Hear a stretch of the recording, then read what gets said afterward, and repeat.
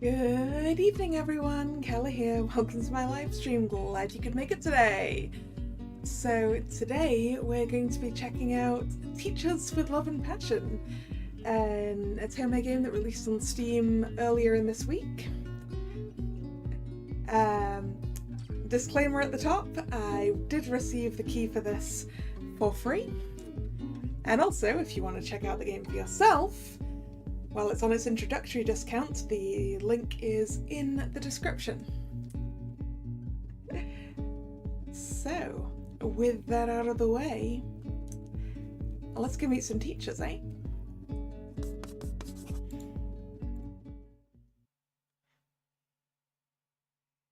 How to play. Enter left click or space to proceed, yep. V to enable self-voice. A for Rempy's accessibility menu. And H to hide the dialog box. Okie dokie. Ooh. Wait, do I have to name her, or can I just... Can I just... Yeah. Oh, wait, no, that... Did that just go into not having a name at all?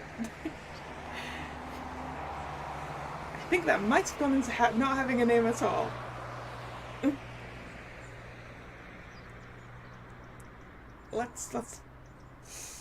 Let's check. Because I saw she did, on the Steam page, have a canon name. I don't know if I just messed that up. We may have to restart in a sec if I did.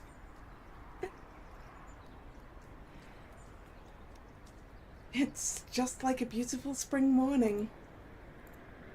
The traffic is slow and people are walking their dogs to the park. Today is just the right day to go out and enjoy a good book under a tree with a cold drink in hand. And just as specific as it sounds. And yet, here I am, leaning against the bus stop as the merciless sun burns my face and my stomach takes an upturn inside me. Okay, yep. We do get the default name if we click that. Good. I was worried for a second there. How long will I have to wait? My name is Hannah Fane. I'm 30 years old and I recently graduated as a biology teacher. And today I'm about to face my first day as a teacher in a new school. What is it? A soft ring coming from my pocket takes me away from my thoughts for a moment. Worried about getting some bad news, I quickly pull my phone up as the notification sound plays twice more. On the screen, I see a message from a friend.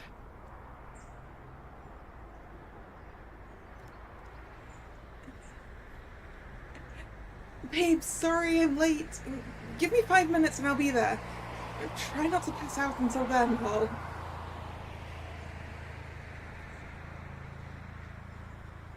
Easier said than done.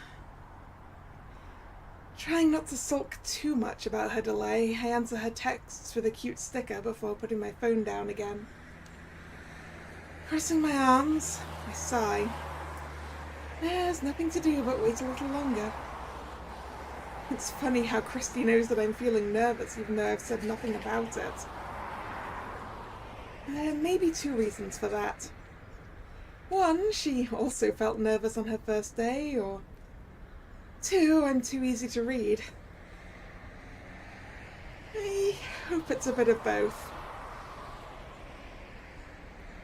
I mean, it's not my first job ever, but I can't stop worrying about it. It's just hard when my brain loves to fantasize about worst-case scenarios every time I'm about to take a step toward my future. Like, right now, I can hear that little voice whispering things to me like, what if the kids don't like you? You know you're going to lose your cool, yell at them and look like a loser on your first day, right? You'll never be good enough for those kids.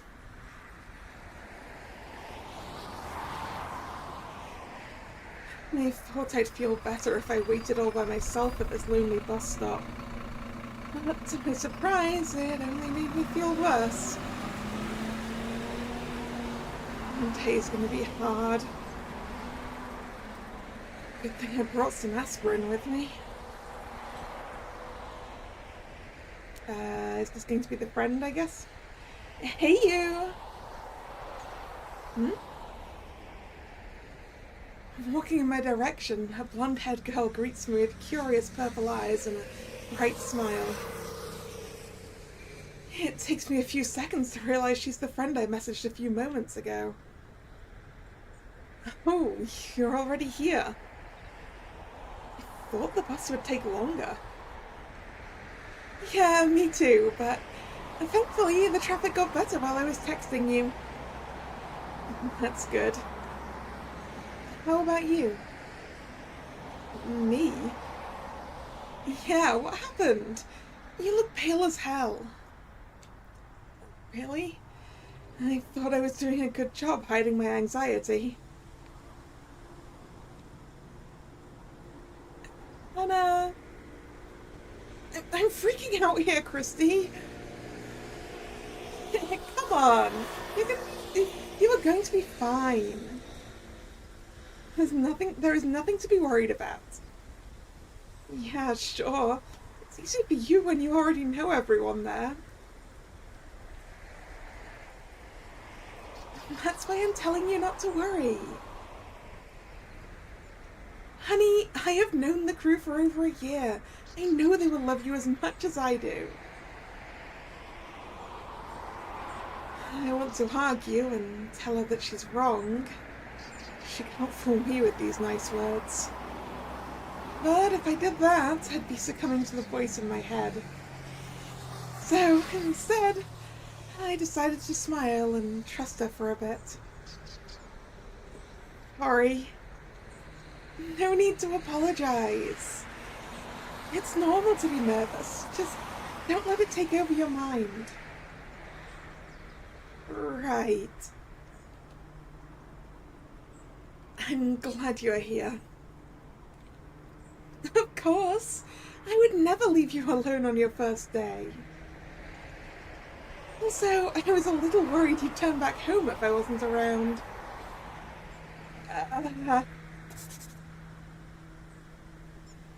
Like the last time with that job interview. I was feeling sick that day. Really? Yeah, it's called anxiety.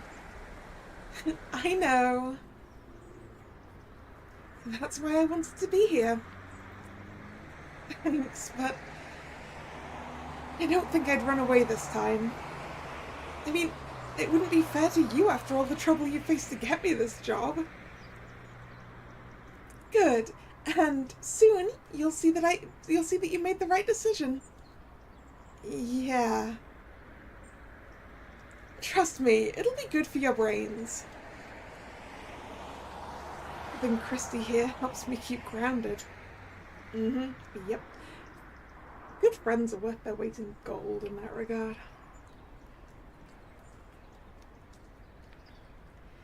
She reminds me that my fear is illogical and that I should be glad to give myself a chance. I think you'll understand it better when you see it. Right. Then let's get moving. This time, I'm not running away. This time, I will enjoy this opportunity as much as I can. Smiling, I shake my head as my friend leads me into the buzz of the morning crowd.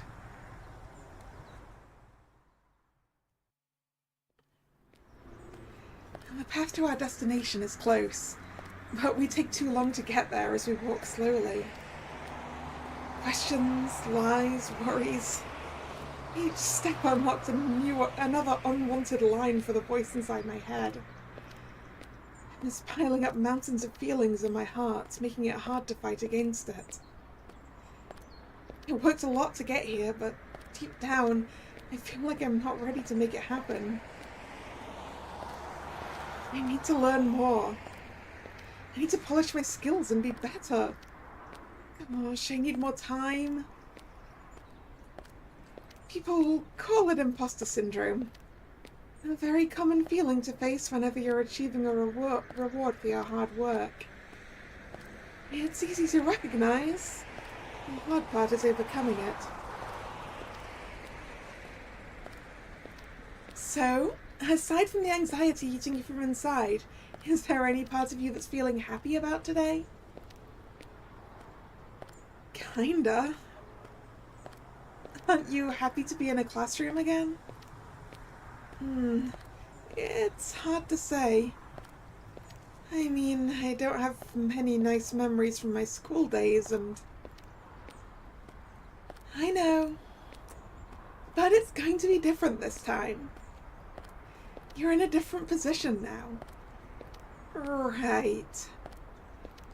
You are no longer the quiet, scared student in the corner who was too scared to talk. Now you are the teacher who can make the quiet, scared student have a better time at school. That's the only reason why I am here, to be honest. Maybe that's why I'm so worried about messing it up. It'll be fine, I promise you. Thanks. Besides, now you'll be able to enjoy a school life like never before. Right. You'll join the other side and see we're not that different from the kids. Most of us have no idea what we're doing. Really? Yes.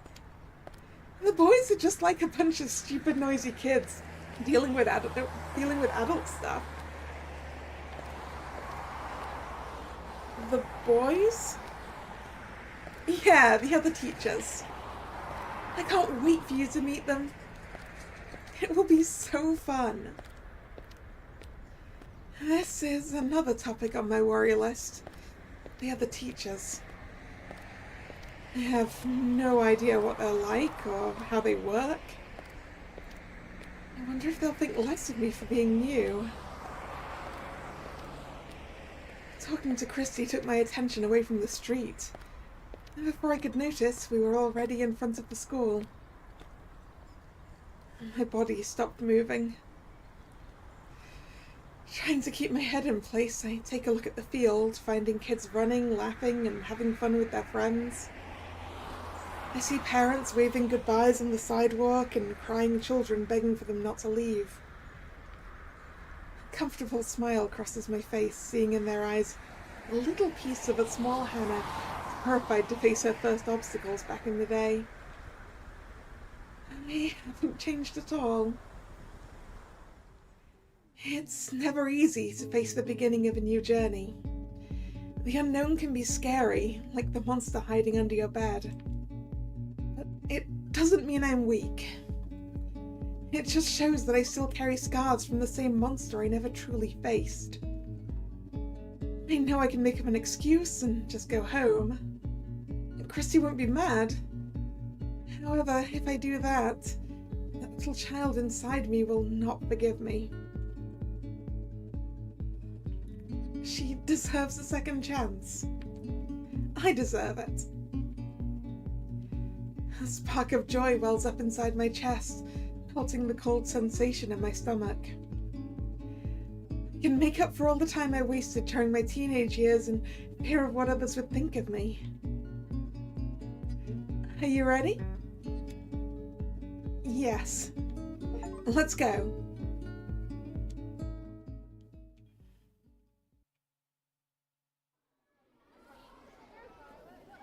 Passing through the large entrance doors, we are greeted by a large crowd of kids filling up the halls.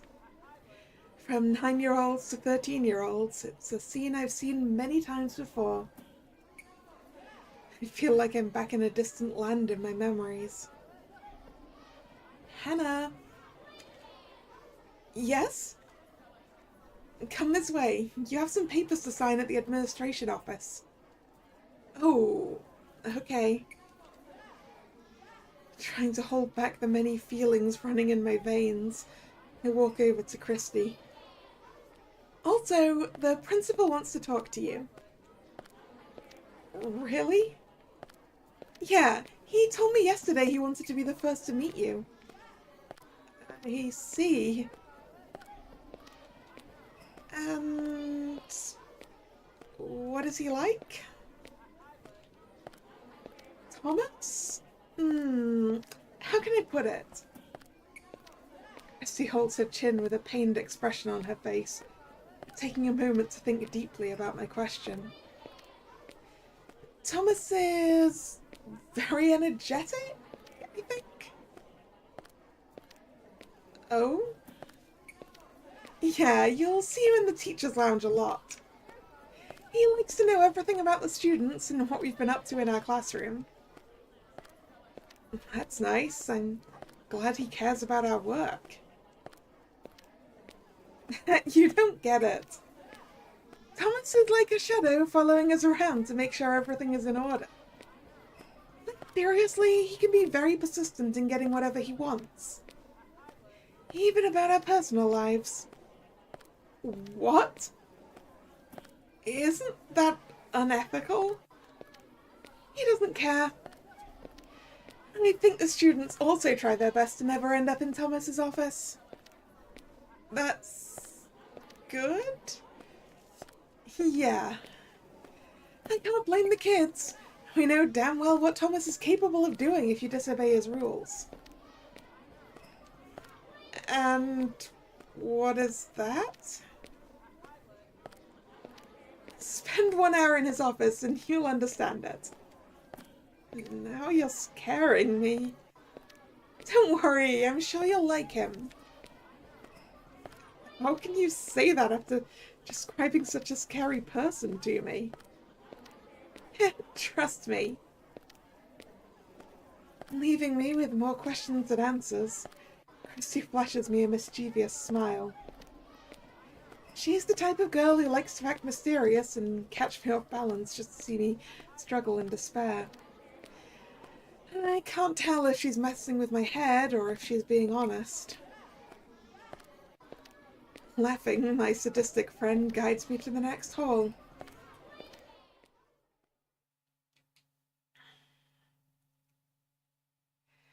As soon as we reach the reception area, a woman a bit younger than me greets us with a short smile and a troubled look under her glasses. Without a care in the world, Christy turns to me, waving her arms in the air. She announces my name loud enough to make my cheeks burn. The woman stands up, telling me to wait while she calls for the principal in his office. Good. So I'll see you later in the teacher's lounge. What? No! You can't leave me alone here. Yes, I can. And yes, I will. Christy! Hannah, stop worrying so much. Everything is going to be okay. I promise you.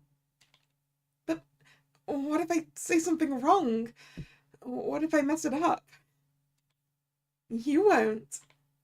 He just wants to introduce himself and show you around the school. My friend, there is no way this can go wrong. Trust yourself a little, okay? Okay. I'll see you at the break. Christy turns left down the hallway, leaving me alone in front of the counter. I clasp my hands, glancing around the empty room. High-pitched screams and laughter from the other side of the hall sound muffled to my ears. It's going to be okay, I repeat in my mind, ignoring everything happening around me. Miss Fane? A curious voice cuts through the thick fog covering my mind and bringing me back to reality. I look to the side and find a tall man with a gentle smile and silk white hair watching me with gentle eyes. That is some good hair.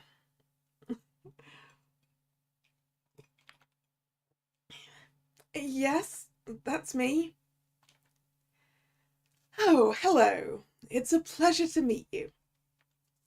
My name is Thomas Kleinman. I'm the school's principal. For a moment, all the anxiety I was feeling melted away at the sight of his kind face. After everything Christy said, I expected to meet a much moodier, weirder man. But what I found was someone with open arms to welcome me. I feel kind of silly for letting her get into my mind earlier. It's a pleasure to meet you, Mr. Kleinman. Please, call me Thomas. I may be the principal, but I want you to see me as a friend, too. Thank you. Oh, I'm so happy you are here. I was worried you would turn us down at the last minute. Not that I didn't consider it first. But now I can stop worrying. Oh, forgive my excitement, but I'm truly glad you are here. We needed someone new to shake things up around here. I can already tell you're going to make a difference. I hope to live up to your expectations. Oh, my dear, having you here is enough to do it. But I don't want you to feel pressured. In fact, I hope you find a second home here. Everyone is looking forward to seeing you, so please don't be nervous. I'm trying. So you are nervous? A little bit. Oh, of course, it's your first day. How silly of me. It's okay. Can you tell me what is troubling your mind? I guess it's a bit of everything. I'm excited to work, but I can't avoid thinking about how to do it perfectly. I see. And I'm nervous about meeting the other teachers. Don't be. Eh? Forget whatever you're thinking about them. They are nothing like that. What do you mean? My dear, there are not enough words to describe what kind of people work in this place. If I tried, I'd be cursing the gods. He laughs it off like it's no big deal. However, the tense twitch in his eyes tells me Thomas is dealing with more than he lets on. And maybe Christy left out a few details about all sides of the story. I'm curious and a little worried about what I'm going to face. But enough of that. I have a few papers for you to sign, but we can save that for later. Now let me show you around the school. Thank you. Stretching out a hand, Thomas shows me the way to the next hallway.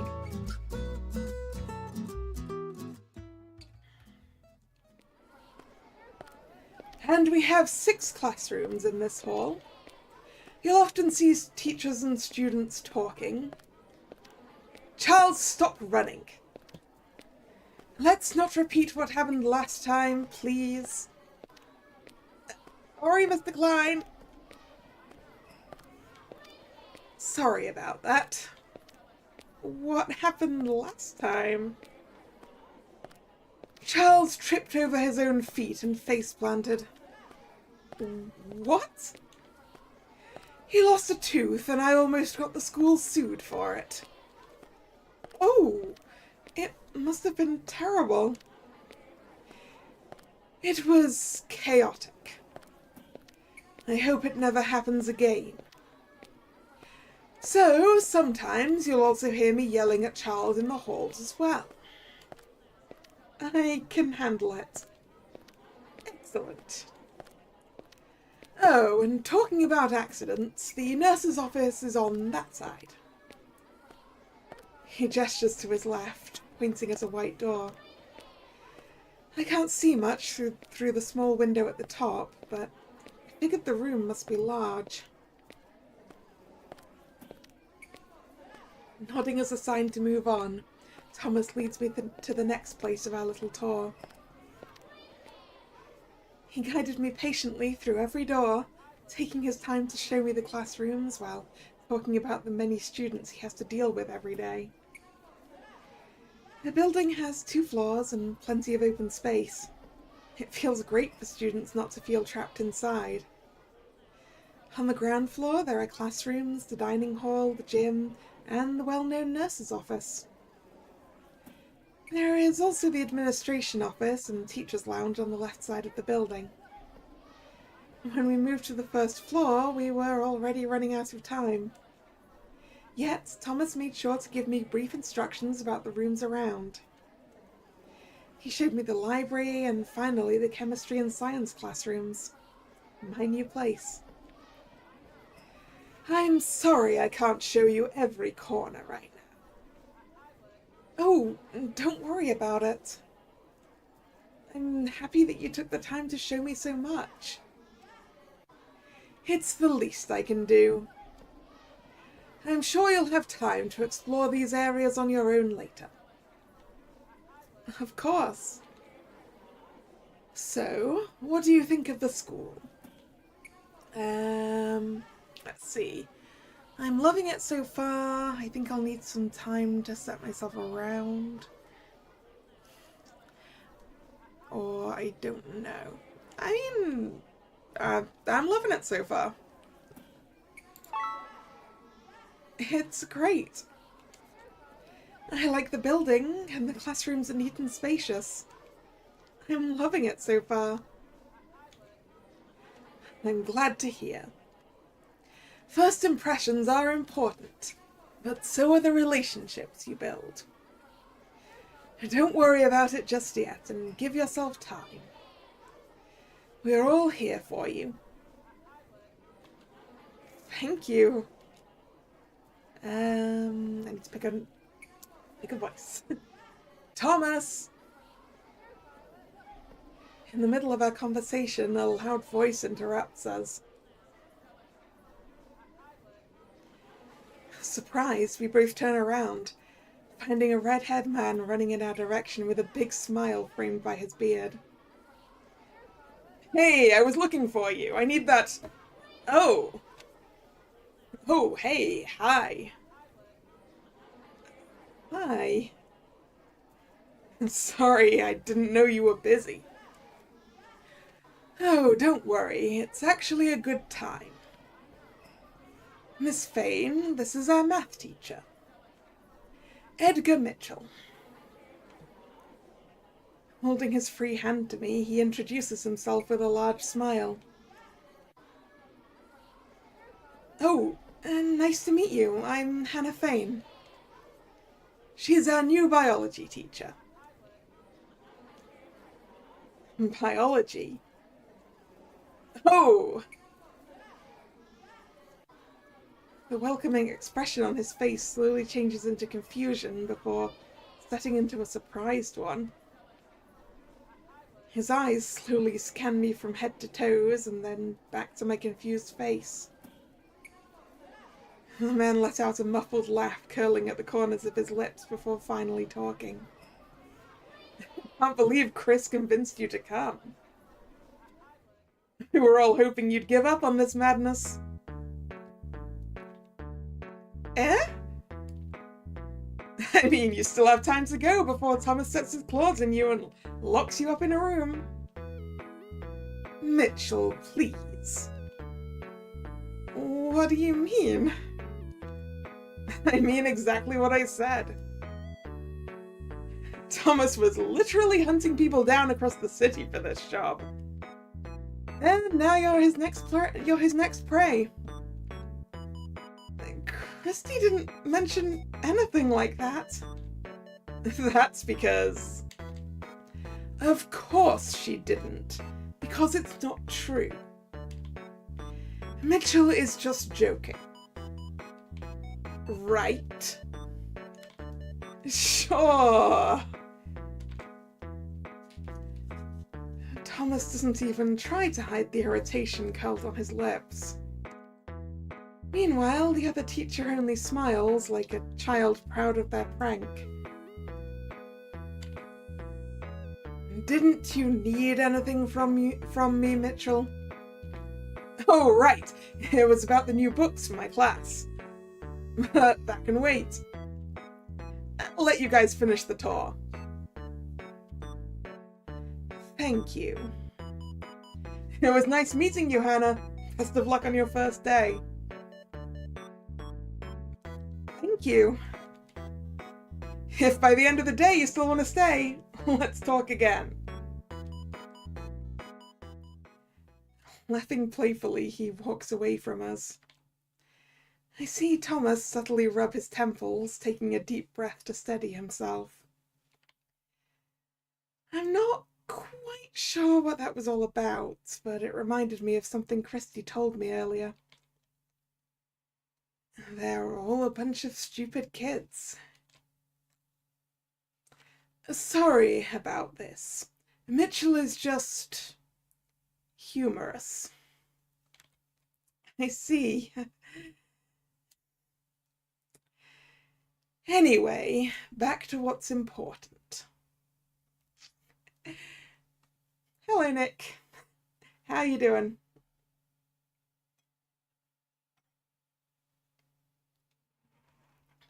You haven't missed too much. We're just very anxious on the first day. This is the school principal, and we just met the maths teacher.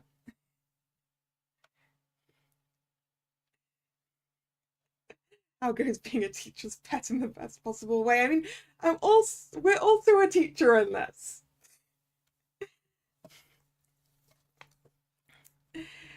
How am I? Slightly stressed, but other than that, good.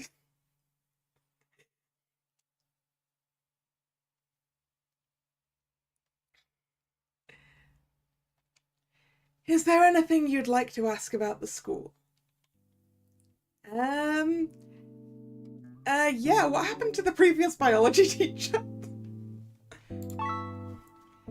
So, about the previous teacher, what happened to her?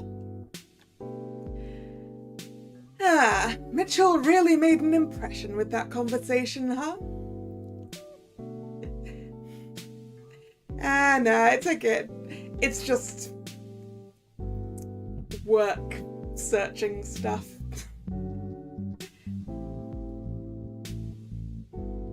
Stressing me out. In a good way, I think. But still stressful, you know. Like our girl Hannah here, who's very, very anxious about her first day at a new job.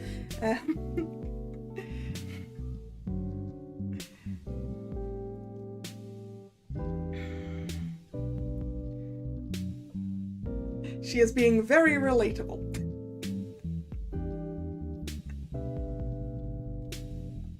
I'm just curious, honestly. No one told me you were desperately looking for someone. Well, that's because I didn't want to scare you away. If people knew I was short-staffed, they might think I wasn't taking care of the school properly. But there is nothing to hide about her. She got tired of teaching and decided it was time to leave. She just forgot to tell me about it.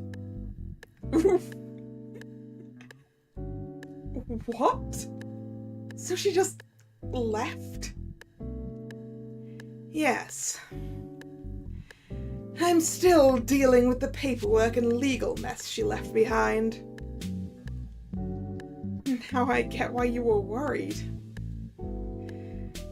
I was a little desperate for the sake of my students.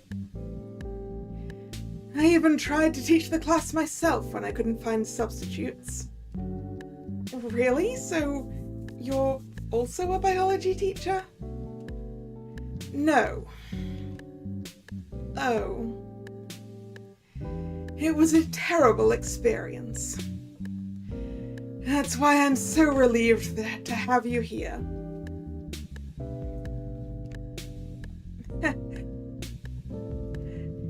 Any other questions? Oh, we get to do all of them. Alright, what about the other teachers? How many teachers are working at this school? There are 6 in total, including you. And they are all very peculiar. Now that you mention it, you said the other teachers aren't what I'd expect? What did you mean by that?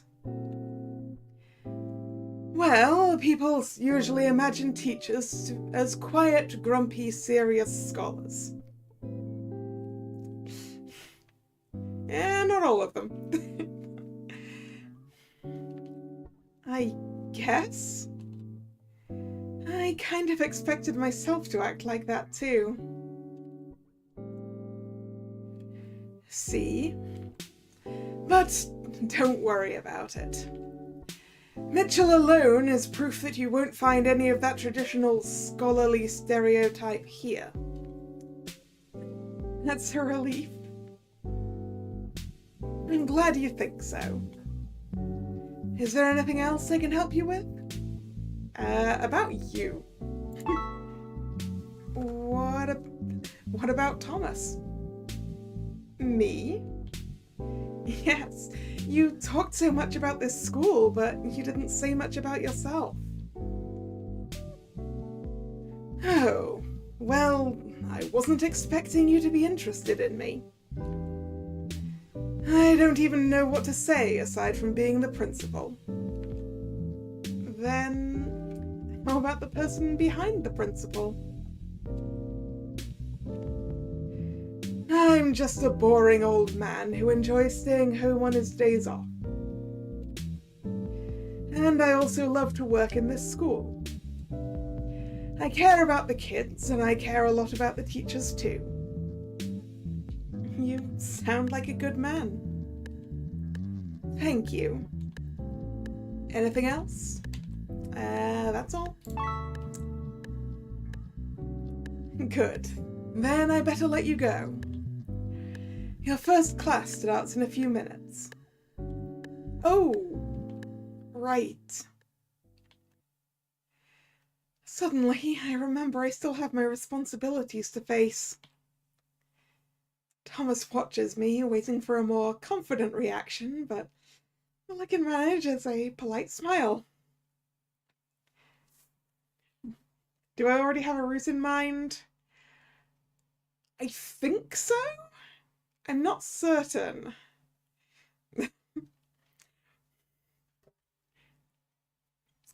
I'm gonna leave it till we've actually met everyone to come to a conclusion on that one.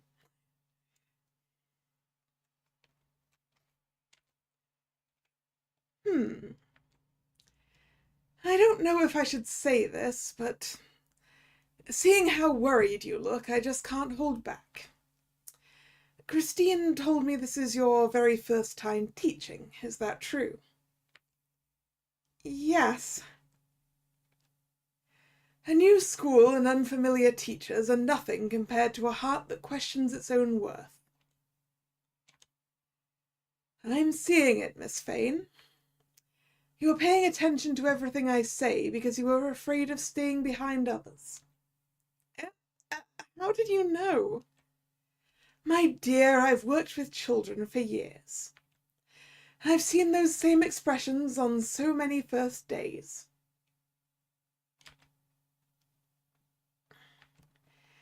Your scared eyes are giving you away. I know it can be difficult, but don't try too hard. It's just the first day. I'll keep that in mind. Good. I promise things will get easier after lunch. Just hang in there until then. Thank you, Thomas. His gentle face turns brighter when he hears me calling his name. And I can't help but smile back. It warms something inside my heart. Welcome to St. Lucia, Miss Fane. Good luck. With a kind smile hanging on his lips, he walks away, leaving me alone in the classroom. My heart throbs painfully as I stare at the empty room before me. Soon, this place will be full of sounds, faces, and new memories. I just need to take the first step and allow it to happen.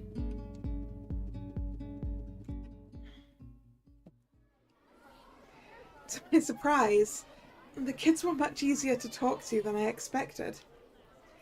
Of course, I had to deal with thousands of personal questions and other embarrassing things that only kids can ask an adult. Luckily, I didn't have to deal with troublesome students or noisy kids. Still, I can't shake the feeling that I didn't do enough. I know it's just the morning. I still have more classes ahead, but I guess I failed this first test. It's a bitter feeling to start the day, but I have to deal with it. Letting out a deep sigh halfway down the hallway, I glance at my phone. It's break time, and I have no idea what to do next. I should go to the dining hall and eat something. I really need to recharge if I want to survive another hour in the classroom. Or maybe I can take a walk around and check out the gym? Some fresh air might clear my head.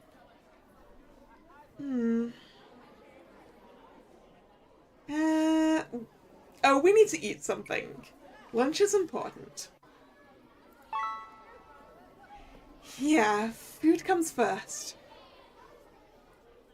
I know I'm just doing it to excuse myself from the teacher's lounge. And it looks stupidly childish. But I can't help it. I'm not ready to meet them. Especially not after such a stressful class. Shaking my head, I try not to think about it anymore and just head down the stairs.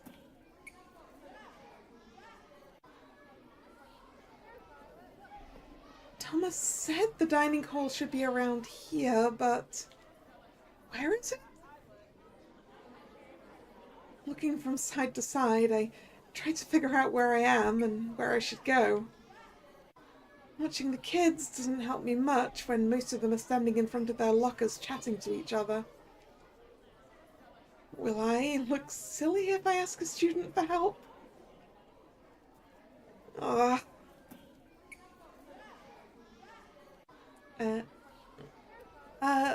Hello?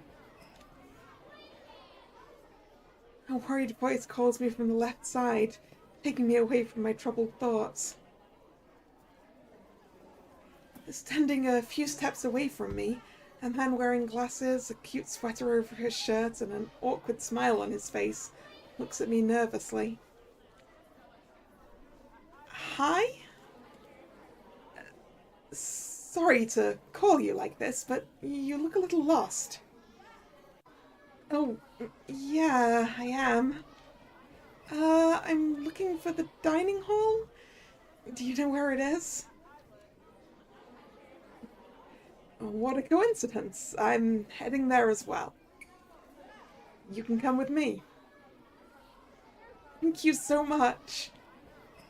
I'm Leonard, by the way. Hannah. Ah, the new teacher. Yeah, that's me. I'm glad to meet you. I can't believe I have the chance to talk to you before the others. I talked to Mr. Mitchell before? Of course, it had to be him. Then, can I be happy to be second? Yes. Nice. Now, please, follow me this way. Nervous about meeting another teacher, I start planning what to say, just in case he asks any questions. Heading down the hall by his side, I clasp my hands, praying for the best.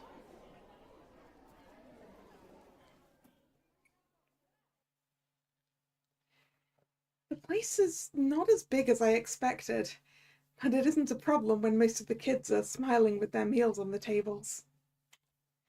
My eyes scan the area, scared to find a possible VIP area for the teachers. However, there's no such thing. The only adults here are Leonard, me, and the ones working in the kitchen. It feels a little awkward at first, but soon this feeling is exchanged for a lighter emotion brought by his sweet smile. He helps me get my food, then leads me to a seat near the doors. He's also nice enough to stay close and make sure that I don't get lost again. So, how's it going? Are you having fun? You know, it's the first day. Oh. Are you living hell already? Something like that. Yeah. What school were you attending before? Here it is. A question I didn't want to hear. How am I supposed to tell him this is my first time teaching without making myself look less worthy as a teacher? How am I supposed to face his reaction when he hears my answer? No matter how hard I look at it, no matter how much I try to come up with an excuse, nothing will change the truth. Telling myself there's no shame at being new at things, which is true, there isn't. I take a deep breath. None. Wait, so it's your first time? Ever? Yeah. Wow. You must be nervous. A bit. I'm surprised you're still talking to me. On my first time teaching, I locked myself in the bathroom and cried for minutes during my break. Eh? I had a hard time. For a moment, my brain can't understand what I'm hearing. Why is he not mocking me? Why I'm not seeing the judging look in his eyes? Was this supposed to happen? I'm glad you're stronger than me when you look so young. What do you mean? You know, it's hard being a teacher when you look like an older kid instead of an adult. Oh. Are they making it difficult for you? Well... For a moment, any answer I wanted to give him just hid behind the dark corners of my mind. I don't want to tell another teacher that I'm having difficulties on my first day. Putting on my best fake smile, I try to hide the truth. They're curious. Curious? Yeah. They're giving you a hard time, huh? How stupid of me to assume I could fool another teacher. Embarrassed, I let my shoulders fall. Leonard doesn't seem to mind it, taking a bite of his meal peacefully as he looks around trying to picture how my day has been. Let me guess. They're being nice to you and treating you like a friend, but they also don't listen to a word you say. And you're losing your mind, wondering whether you're doing your job wrong. For a moment, I only stared at him in silence, shocked at how specific his words hit the facts. Were you watching me? No, I say this from my own experience. Oh. Looking at him again, I realized that he looks quite young too. noticing my eyes scanning him, Leonard scratches his slightly red cheeks. The other guys are different. They walk into the room and everyone holds their heads down. I walk into the room and they laugh. It's like I'm too young to do it. They don't take me seriously. I guess children will always see us not as teachers, but as friendly older siblings at the parties. Oh, that's exactly how I'm feeling. I knew it. I mean, no one was laughing at me, but I feel like it will happen eventually. It will. You better be prepared for it. This is kind of demotivating. It's reality.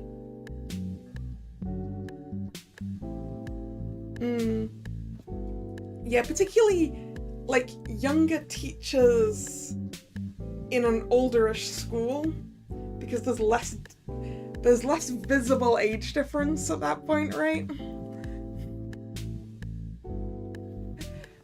Like a younger teacher teaching very young children isn't going to have that same problem.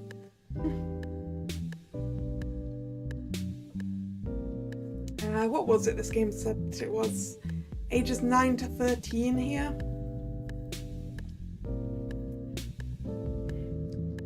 Which I'm going to assume is American middle school. I'm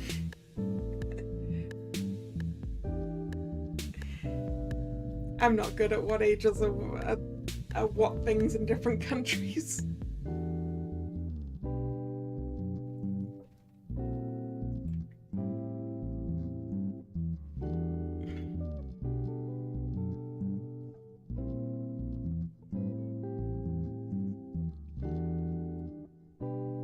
But keep in mind that it won't happen every day. I've been here for 3 years and it took me a lot of time to make it work for me. Nowadays, I don't have to face this problem anymore. I see. It's not easy, but every teacher has to go through their first day to get somewhere later. He smiles, lighting up the way through the dark feelings. I feel silly for wanting to hide and pretend I don't have problems when we're all facing something at this point. And don't worry too much about what happens today. It'll take some time to get used to it, but you'll find your way to deal with them. And I'm here if you need to complain about something. I'm sure I'll understand you better than anyone. Thank you, Leonard. This is the best thing that happened today. I'm happy to have met him. Continuing our lunch, we chat about the school and the places I need to visit later. Feeling lighter, I prepare to head back to the classroom once again.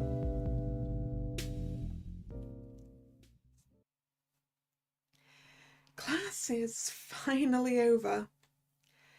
My body is intact, but my mind is far gone.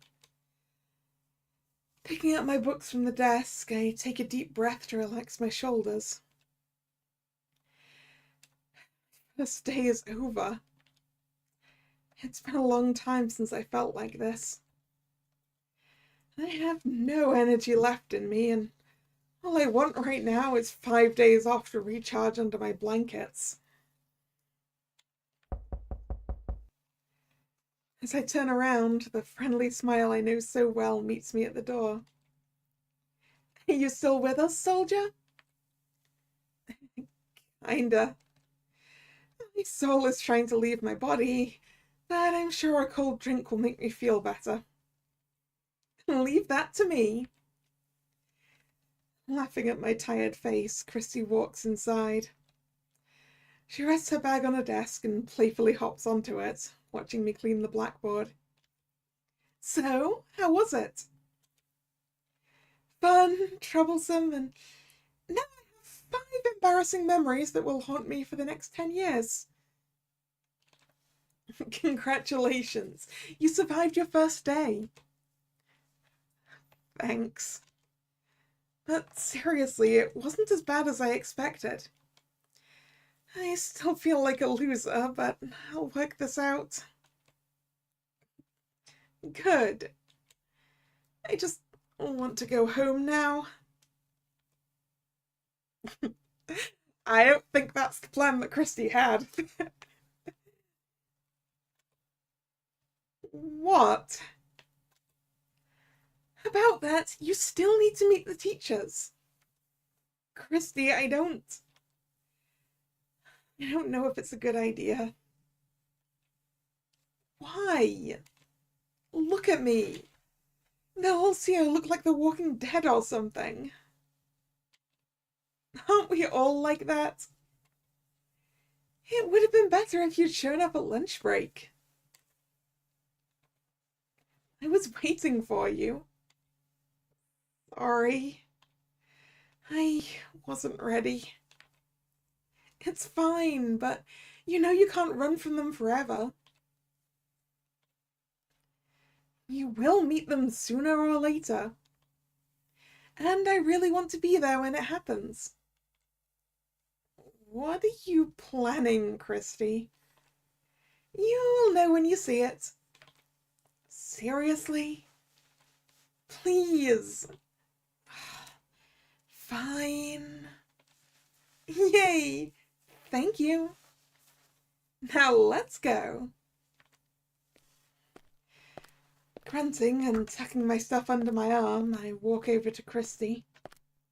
She laughs, wrapping her arm around my shoulders to make sure I won't run away while walking down to the lounge.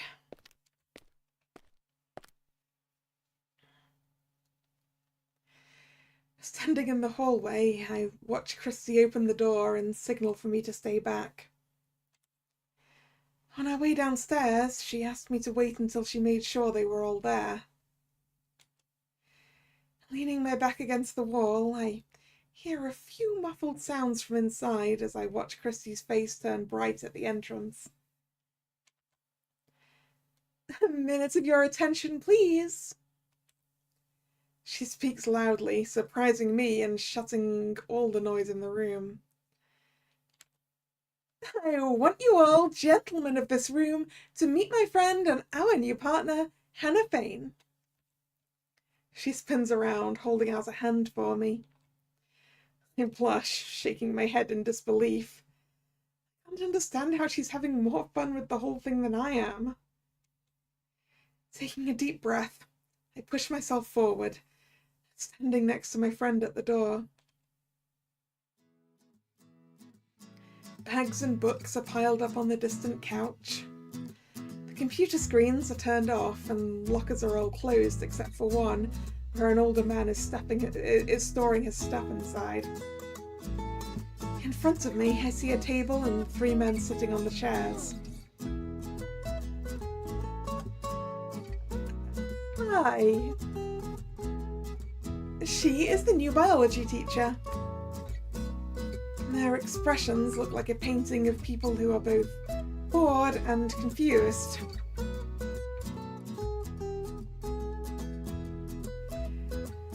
I feel nervous about the impression I might give them, but soon dissipates when I see Edgar's playful smile among the others. Beside him, I see a familiar face, the teacher I met during my break. Embarrassed at being the centre of attention, I wave awkwardly at them.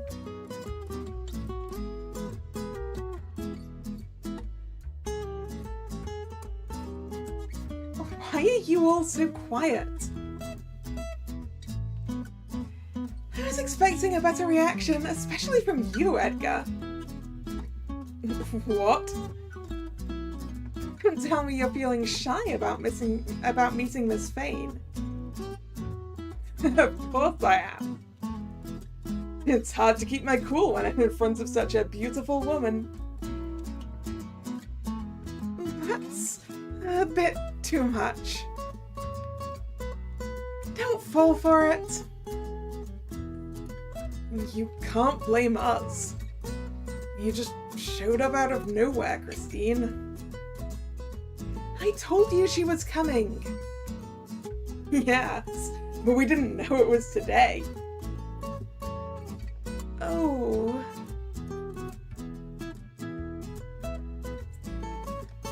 So, I think it's only fair you introduce us, Chris. Since it's your fault we're in this awkward situation. Oh, yes, I'd love to do that. I don't think this is a good idea.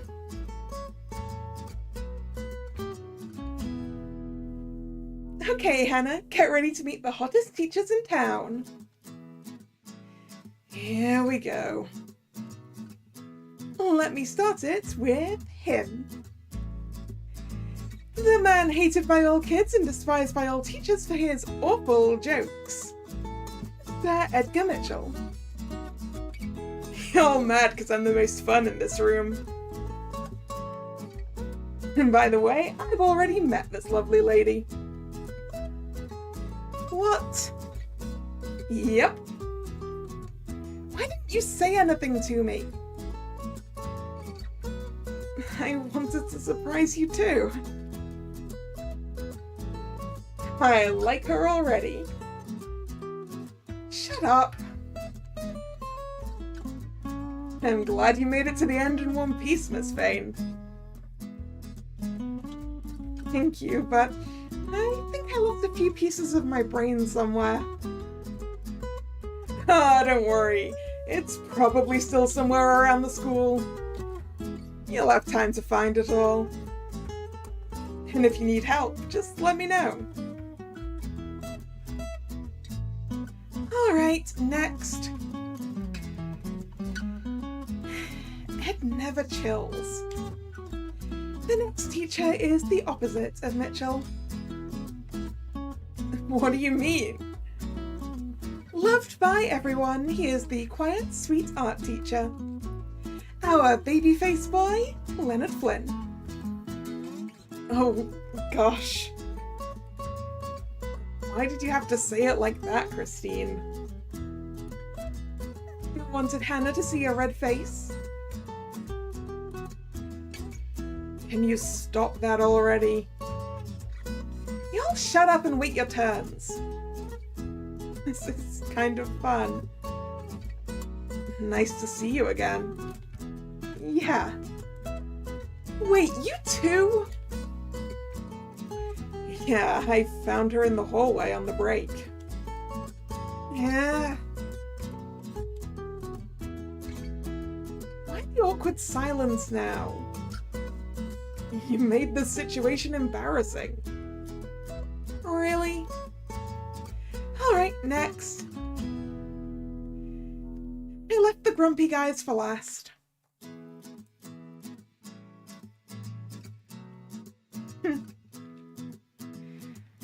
Watch what you're about to say. Our grumpy PE teacher, Marcus Kent.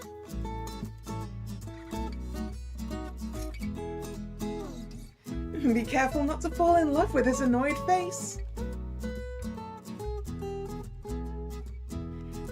Are you sure you want to stay here? Kinda? Okay, I'm done. Selling the grumpy look.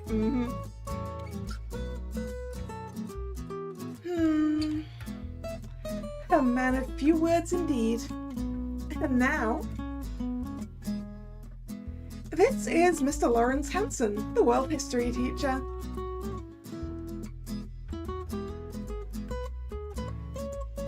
Oh, come on, I was waiting for this one. You could have tried harder. Then do it better. I will.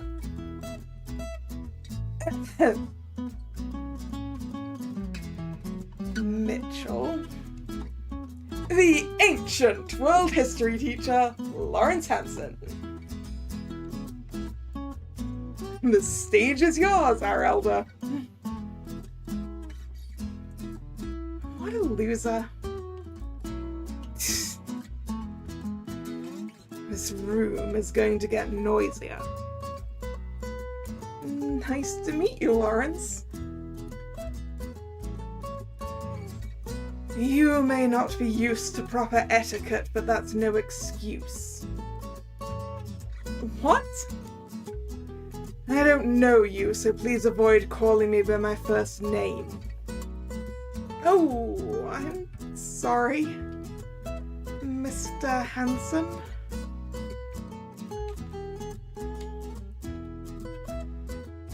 Better than I expected. What? You're obedient. Maybe if you stay away from these people, you'll have a chance at becoming a good teacher. Thank you? Welcome to St. Lucia. Do your job and don't cause me trouble. Yes, sir. Yeah, a bit stuck up is what I'm getting there too, Nick.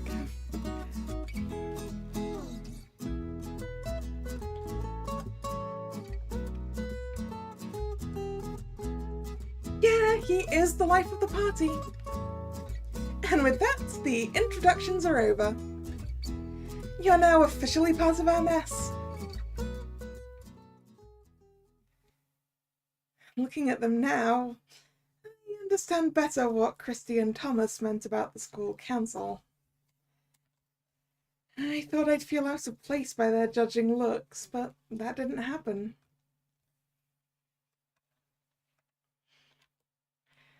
I guess this is what it means to feel welcome.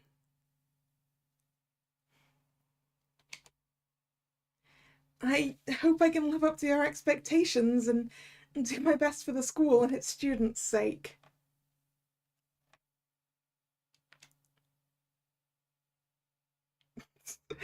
What kind of reaction is that? What? It's so beautiful to see a teacher full of hopes and dreams. A rare sight indeed. At least she is interested in doing her job.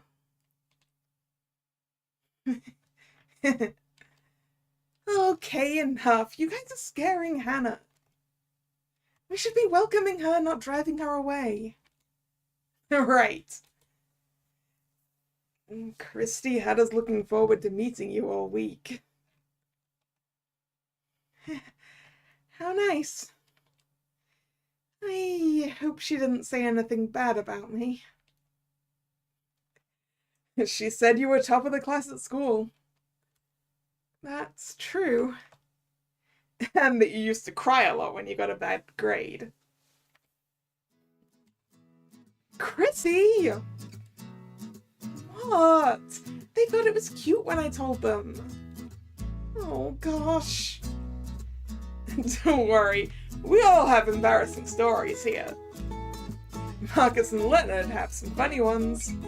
Don't you dare. Edgar, please. But you know, now you're going to deal with kids like that. Yeah, I know. Maybe it'll be funny. Sure it will. And if things get too annoying, you can just do like Marcus and throw some books at them. What? Don't be stupid. Throwing books would get you sued. You have to throw balls. You can't get sued if it happens in the gym.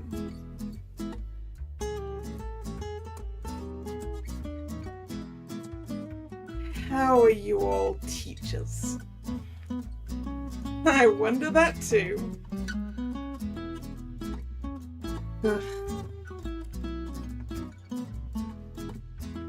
The serious man in the corner grumbles as Edgar laughs at his own joke.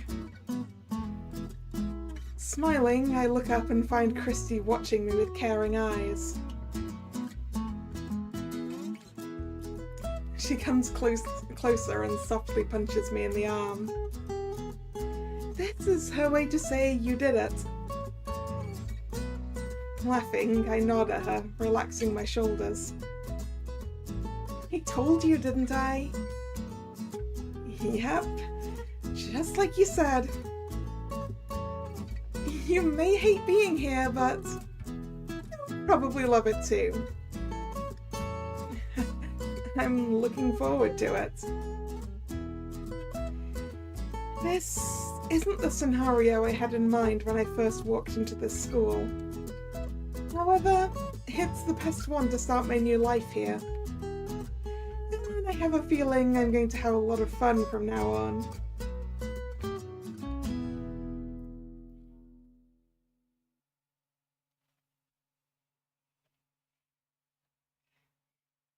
Well, we've met everyone now. I'm actually not sure who I want to aim for. I might just see how it falls out.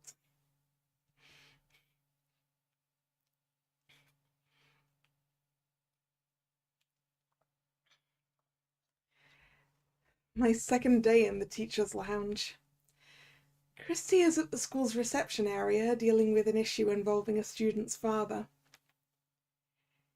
In the meantime, while I wait for her to come back, I'm sitting here, alone and anxious, thinking about yesterday. I didn't have much time to talk to everyone, but I got a hint of their personalities. Edgar is the funny guy who will probably either make me feel very welcome or very uncomfortable. Marcus has a grumpy face, but I don't think he means any harm. He's probably the quiet one in the crew. Then we have Leonard and Mr. Hanson. Total opposites. I like Leonard's timid personality, and I think I can learn a lot from Mr. Hanson. I could only tell who was friendlier and who wasn't, but that just made me more curious about this school. And nothing like what I expected. This is good because I didn't want to meet the angry old teachers I had in my mind. Taking a long breath, I rest my elbows on the table. Being alone in this room is quite intimidating. Will I ever get used to sitting here so close to everyone in awkward silence? Probably. But only after a few days. Right now, I'm still fighting the urge to bite my nails as I watch the clock above. The door opens, revealing an exhausted Christy behind it. I can't deal with stuff like this anymore. Uh-oh.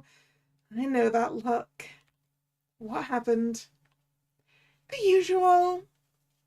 The boy got a bad grade, blamed it on me, and now his father wants me to apologize for being a bad teacher. Damn. I tried my best to explain that his son skips my class almost every day, but he wouldn't listen. And he had the nerve to call me a liar. What the hell? If Thomas hadn't been around, I would have thrown fists with that guy. I get the feeling, but I don't think that would have been the best move. Yeah, but it would have felt so good. Anyway, Thomas is still talking to him, so I'm sure everything will be fine. That's good. Yeah, but it doesn't matter. In a few days, there'll be another parent coming after me to argue about something that's not my fault. Shrugging her shoulders, Christy brushes off the issue like it means nothing to her. Watching her makes me think of two things. One, she's so badass I want to be like her. And two, how is she not worried about her career? If I were in her shoes, I'd be worried about my reputation. I wonder how many times she's had to face this kind of situation to stop caring. What about you? What were you doing while I was away? I was thinking about yesterday's events. Oh, you mean meeting the other guys? Yeah, it was really nice. I'm looking forward to working with them. How interesting. Oh no, I know that face. Christy is about to ask something inappropriate and embarrassing about my love life. Something I don't want to hear. If I don't change subjects fast, I'm going to be in trouble. I mean, I'm still a little nervous, but I'm way more excited to work. Maybe meeting everyone changed my mind. I told you there was no reason to worry so much. No one here is going to judge you by what happens in your classroom. Well, except for Lawrence, but we just ignore Mr. Perfect. We puny mortals have all done crazy stuff in class just to keep our sanity intact. So, you're good with us. I'm not lying. After talking to all of them, I did feel better about my work. But tell me, what did you think of them? There we go again. My attempt to distract her failed. What do you mean? The other guys, did you like them? I don't know. I think they were cool. And nice. Did any of them catch your eye? Christy, are we really doing this? What? I'm just curious. I want to make sure you're feeling comfortable here. Comfortable enough to go out with them. I knew it. I mean, they were so happy to meet you. It's been a while since I've seen Leo smile like that. And Edgar was so excited. Like, more than usual. I'm just saying. Little Hannah is already scoring points with the boys. Oh, stop it. You always try to turn everything into romance. And you always pretend it's not about that. They were just being polite. Girl, I know these guys. They weren't just being polite, they were very eager to see a new face. A pretty girl's face. Stop. Oh, come on, Hannah. You always say you want a boyfriend, and now you got the chance, you're ignoring it. That's not true. How long has it been since you went out with someone? Maybe years? Seriously? Yeah, you know it's hard to meet people when you're older. It's not easy to find a good topic to talk about without making things awkward. Don't look at me like that, you know it's true. Not everyone's lucky enough to find a cute boyfriend who enjoys the same things you did. Yeah, I know I'm lucky. But you've got a chance to meet cool people who have something in common with you. And what would that be? The sad teacher life. I don't even know them. Besides, I can't just fall in love with someone just because they're in front of me. That's actually how it works. But they're my colleagues. Yeah, this doesn't feel like the best idea, Christy. Stop looking for excuses. Look, I'm just saying you should enjoy yourself here. And if they're up for helping you with that, why refuse it? And if love happens, then it happens.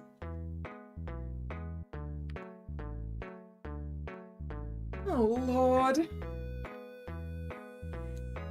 It's true, I haven't been in a relationship for quite a while, but that's because I was too busy focusing on my studies.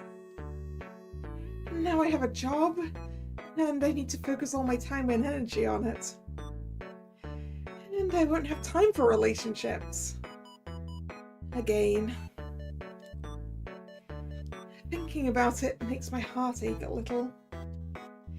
I can't say Christy is wrong, but I also refuse to agree with her. I mean, should I be looking for love in a place like this? They are single. All of them. I get it. Good. Now, answer my question. Did any of them catch your attention? Oh boy. Okay, Christy's gonna make me choose, huh?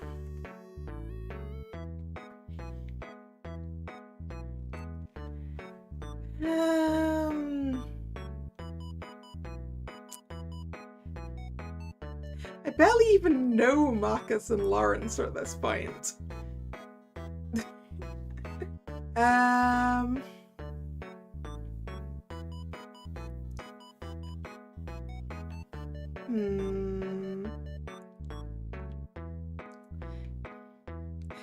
I do quite like Edgar.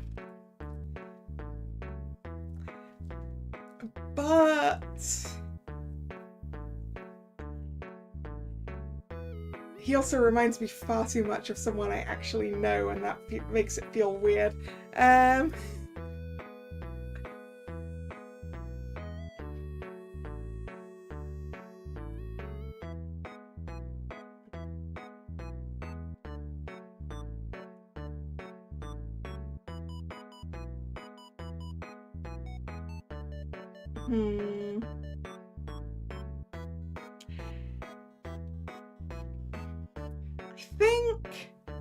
I think it's got to be Leonard. He was very nice to us. I think Leonard is lovely. Agreed. And very nice. Right. And he is cute.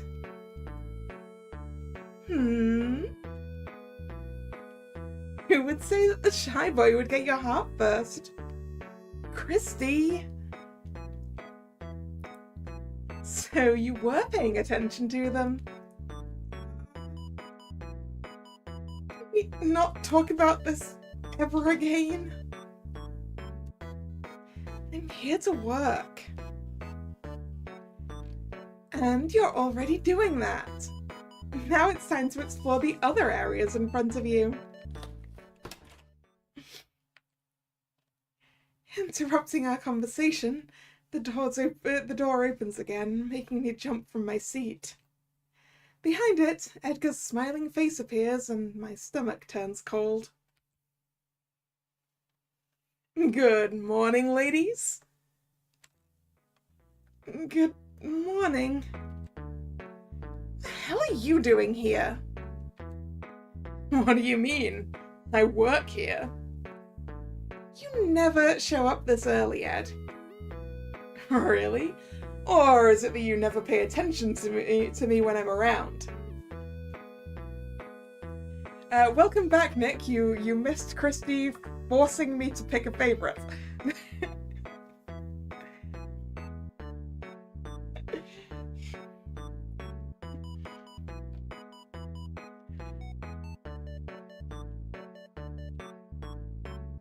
pretty sure... See, Miss Fane? This is how they treat old guys like me. No. Not Edgar. The problem with Edgar is he reminds me way too much of someone I actually know.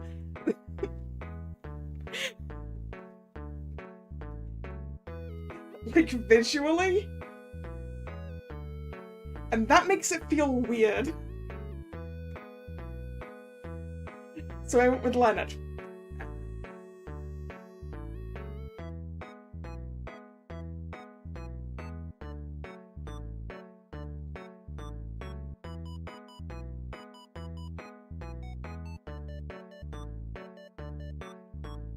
Youngsters show no respect these days.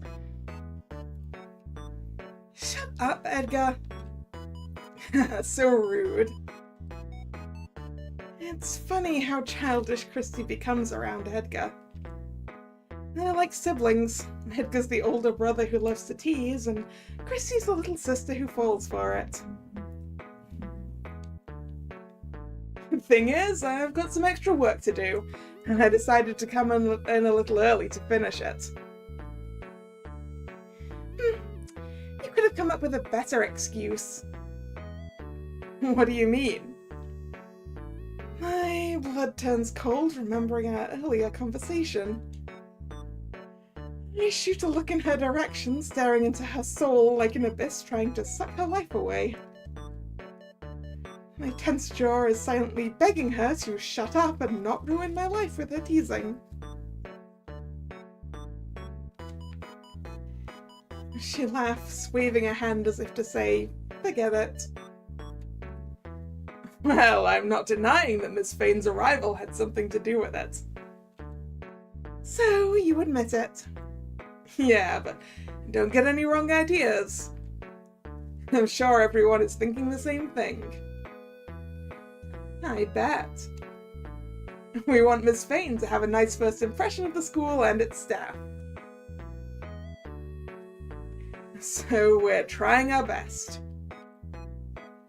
Edgar's gentle smile grabs my heart with care, waking up the dormant butterflies in my stomach. Maybe he is trying to be nice, but knowing they want me here means a lot to me. Thank you. We were all head over heels on your first day too, Chris. Yeah, until I told you I had a boyfriend. Then you started acting like the real you. Really? But now that you mention it, are you in a relationship, Miss Fane? No, I'm single. That's good news. Just don't let the others know. Edgar winks at me as Christy rolls her eyes. To be honest, I was expecting this situation to be a lot more awkward. But somehow, Edgar turned my embarrassment into something fun. Maybe, just maybe, Christy is right about these guys. And maybe I should try to have fun like they do. If they hear about this, they'll try way too hard to impress you at the party. There's a party? Eh? What party? Your welcoming party, this Friday. Yeah, remind me to talk to Thomas about it later. We need to decide what snacks to buy. Sure. Wait, are you serious? You guys don't have to do that. I don't want to cause trouble for anyone. Don't worry, we all agreed to do it for you. And besides, it's a great excuse to skip work on a Friday night. Oh, I see your point. Also, we haven't really had the chance to talk to you properly. Having a party will make it easier to get to know each other and just have fun. That's true. I can't wait to hear about your hobbies and your favorite snacks. Gosh, Edgar, how old are you? I'm curious to know more about everyone too. Yes, nice. You two better have fun. It's our only chance to get Hannah out of her house to socialize a bit. Christy! What? Is Hannah the introverted type? Not like that. I'm just a little shy when it comes to meeting new people. Then don't worry. You've already got friends here. Thanks. It may be a problem for you to talk to Marcus and Leonard, but the rest is fine. The rest is you, Edgar. Interrupting the conversation, Marcus and Leonard arrive at the lounge. Good morning. Morning. Speak of the devil. Eh?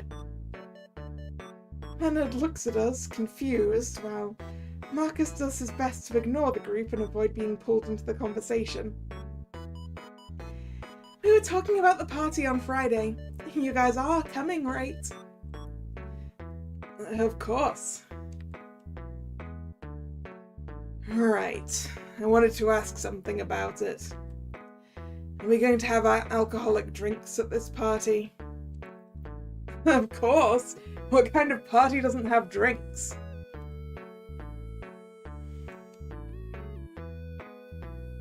Is Thomas joining us? Yep. Good, then let him be responsible for Edgar's drunken antics. What are you talking about? About the clown that lives under your skin? You're unbearable when you're drunk, Ed. Stop talking like that. What will Miss Fane think of me? The truth. Don't listen to him, Hannah. I'm a real gentleman. Jokes. Be careful. He's taking advantage of you because you're new here. How dare you? I'll prove you wrong at the party. I'm looking forward to it.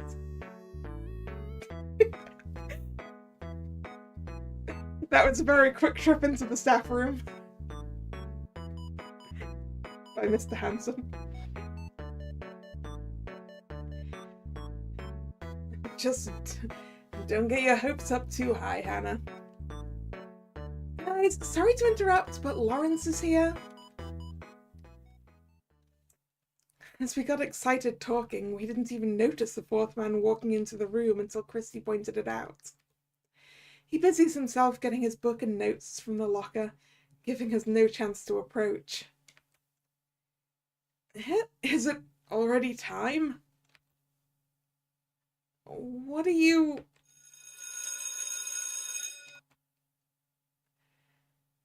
Lawrence only shows up on time when it's time to work. Oh, how convenient. All right, move, boys. Let Hannah get to work. It's still early. The kids won't mind waiting a bit. Move. See you later, Hannah. Yeah, good luck today. Thank you, guys. Watching them leave, I grab my stuff from the table. It's time to start another day, but today I feel more confident and ready to be myself in the classroom.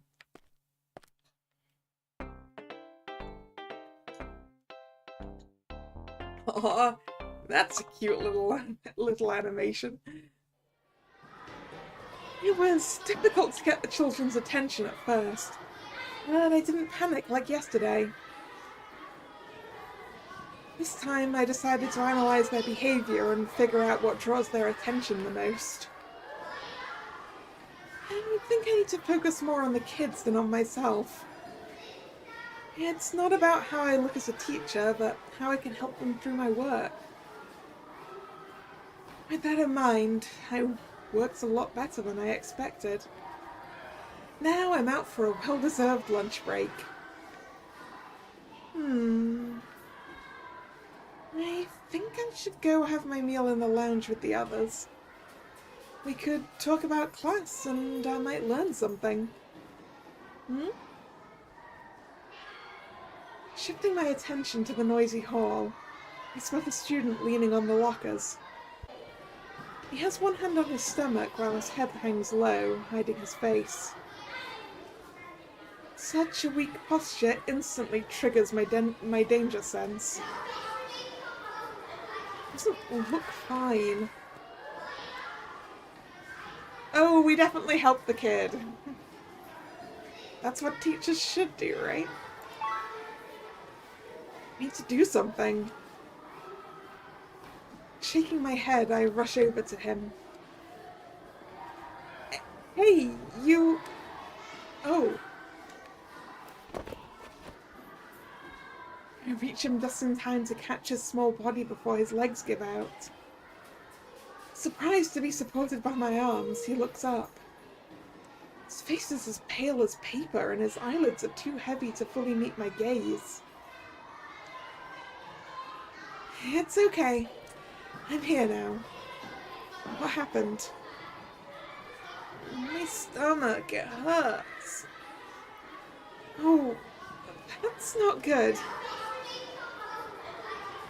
Trying to sound as calm as possible, I look around, noticing other curious students approaching us. I need to act fast before this turns into chaos.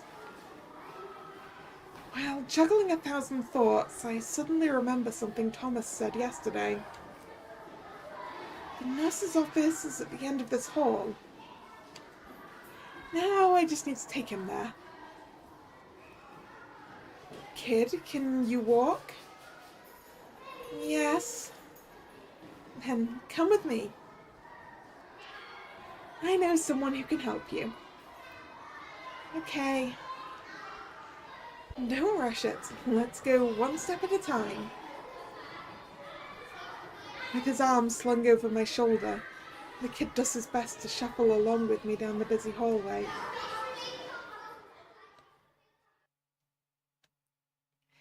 In a few minutes, we arrived at a quiet white room.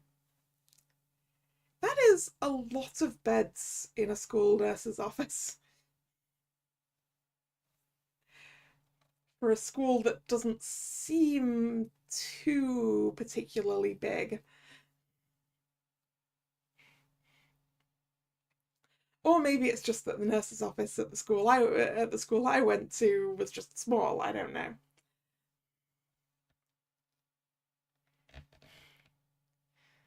I also don't really remember that very well.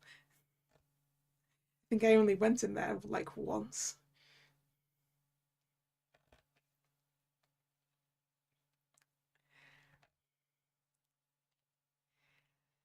I push open the door and quickly help the kid inside.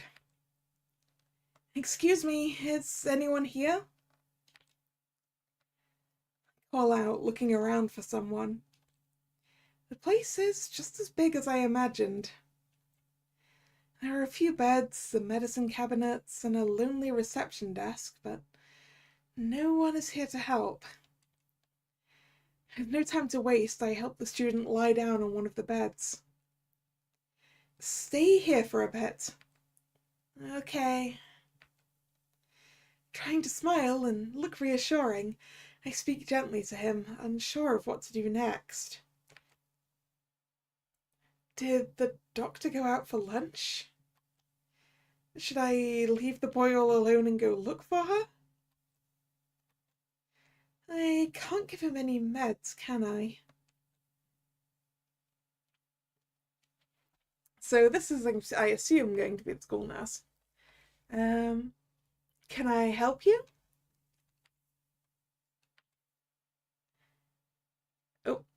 Interrupting my thoughts, a low voice calls out from behind me.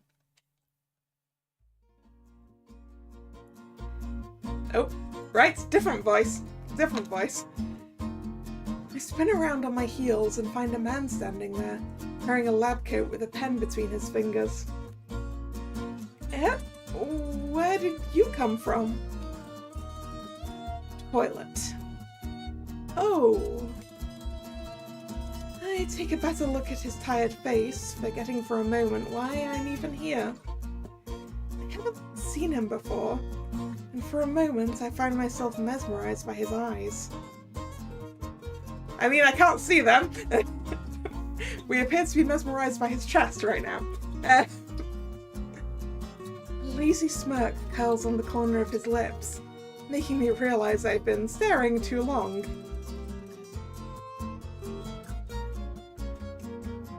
Are you here for my services, miss?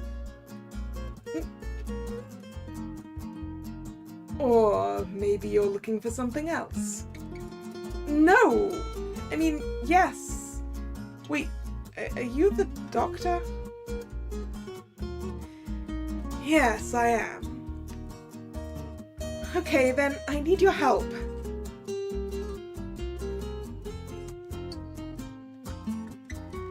Still holding a smile in his eyes, the man walks closer to me. I step aside and point toward the boy lying on the bed. I found him in the hallway. I don't think he's feeling well. Okay, let me take a look. I see his relaxed expression shift as he quickly moves to the bed. The doctor gently touches the boy's face, turning his chin to examine him. Neither of them says much, except aside from a few muffled whimpers from the boy. For a moment, the doctor silently studies his eyes, assessing the situation. Then, after a few seconds, he offers the boy a lazy smile before turning back to me. Any idea what happened? No, he just said his stomach hurts. Crossing his arms, he ponders for another moment. Lately, a lot of kids are showing up saying the same thing. Maybe there's some kind of virus going around. Or maybe it's just spoiled food. He talks mostly to himself, looking concerned as he plans what to do next. I should check the kitchen later to make sure it's not coming from the school. Still, my best guess is junk food. I see. I'm glad it's nothing serious. Oh, yes, don't worry. Turning to the kid, he exhales tiredly. I'll give you a quick checkup and some meds. But I want you to stay here for the next few classes, okay? Yes, sir. Good boy. Turning back to me, he flashes a playful smile, assuring me the kid is in good hands. Thanks for bringing him here. Of course. I'll take it from here. Thanks, then I'll get going. Get well soon, kid. Thank you, miss. Nodding, I take a step back.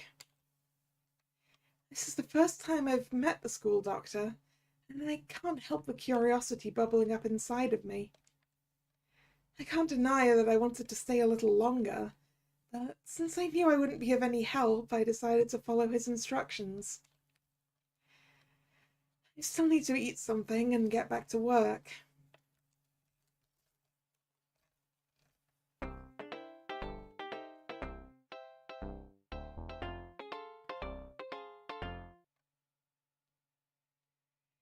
It was hard to stay focused on my work when my mind kept drifting back to what happened in the nurse's office. Finding the boy in the hallway was already surprising, but meeting the doctor was even more so. I don't know why I expected the doctor to be a woman. I mean, same. But I think that's because all the school nurses I ever had were female. But that made my reaction even stronger. I noticed that he looks a little sloppy, but he also seems experienced, like he knows kids better than I ever could. Thanks to all the questions running through my head, I'm now walking back to that room to check on both of them. I hope I'm not bothering him. Come in. A lazy, low voice calls out from inside. I glance at myself, making sure I don't look as eager to see him again as I feel. Straightening my clothes, I open the door.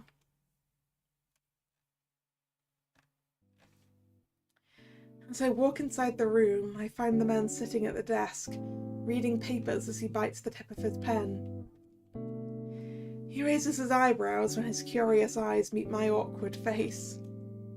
A smile blooms on his lips as my cheeks blush at the sudden eye contact. Embarrassed, my gaze darts to the bed from before, only to find it empty. Oh, hello. It's the sweet girl from earlier. Hi. I had a feeling you'd come back. I think I let my worries get the best of me. Well, you can relax now. The boy's condition improved after the medicine, so I sent him home for the day. Oh, that's a relief. Yeah.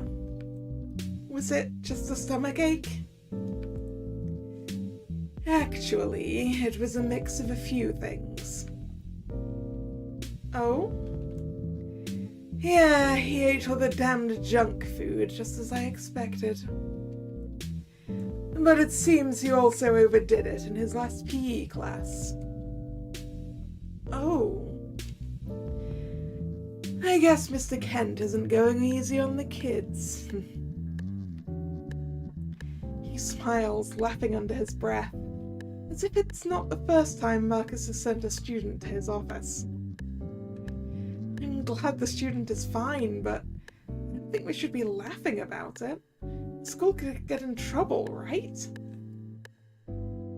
He sighs softly, catching my attention again. He is still in the same position, pen between his teeth, watching me carefully through tired eyes. His face shows no emotion, yet his eyes remind me of the devil sizing up prey. Scared for no reason, my body freezes, paralyzed by a blank mind scrambling for words. He smiles, satisfied to see me caged under his gaze. Then, crossing his arms and setting the pen aside, he breaks the deafening silence. I believe we haven't been introduced yet. Oh, right. I forgot. Was he trying to figure out who I was? He could have just asked instead of staring into my soul. I'm Hannah Fane. Ray Fox. I don't think Thomas mentioned you before. Yeah, I started working yesterday. Really? Yes, I'm still getting used to everything. So I haven't had the chance to meet everyone yet. Including me. That's right. Are you a teacher, Miss Fane? Yes, I'm teaching biology. Oh, my favorite subject. Then I guess we're going to see each other often. Probably. That's great news. I can't wait to spend more time with you.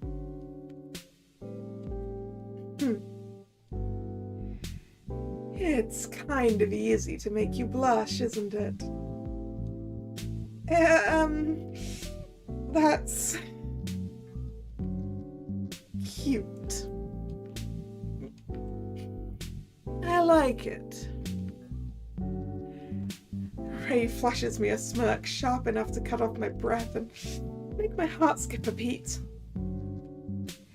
My impression of him is shifting once again.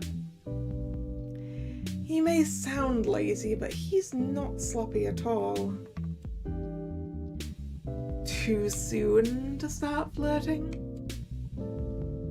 Yes? Sorry. Would you accept a cup of coffee as an apology, Miss Fane? I guess? Nice. Pushing his papers to the side, he stands up and motions for me to sit in the chair in front of his desk. Holding my bag on my lap, I try to calm my heartbeat as he walks to the coffee machine in the corner. I mean, coffee's not going to help your heartbeat. Why has no one told me about him before?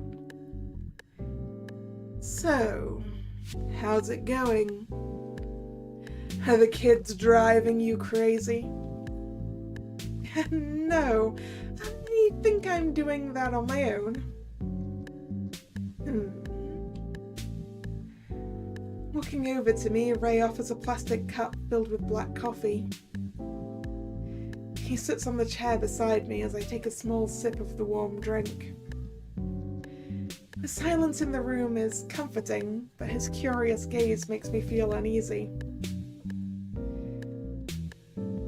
I could tell by the way you looked at that kid. You're a caring teacher. Eh? And a hard worker. You're already doing more for this school than those old guys. No, I was just trying to help him. I mean, who would look away from a sick kid? I know who would. Seriously? Yeah, but I'm glad you didn't. Your effort made a difference today. I just hope you're also taking care of yourself. You're not planning to stay overtime already, are you? Oh, no, I just wanted to check on the kid and you... I mean, I was just going home. How nice of you. This must be some kind of special skill of mine to turn every situation into something awkward. Feeling sweat forming on my forehead, I shift my gaze toward the bed across the room. Ray, on the other hand, keeps watching me with a playful smile on his lips. But, since everything is fine, I think I should get going. Christy must be waiting for me. She can wait a little longer. She would tell me to stay. At least finish this cup with me. Oh, right. Let me just text her. Sure. Grabbing my cell phone, I decide to send a message to let her know where I am. However, before I can type anything, I see notifications of her texts from 30 minutes ago. Darling, I'm leaving early today. My boyfriend called. I'm going to pick him up at work. I promise I'll make it up to you tomorrow.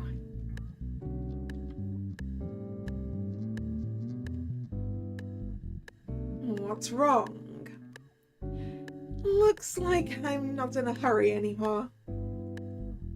Christy has left early. Oh? Guess I'm walking home tonight. Then maybe I should offer you another cup. Thank you.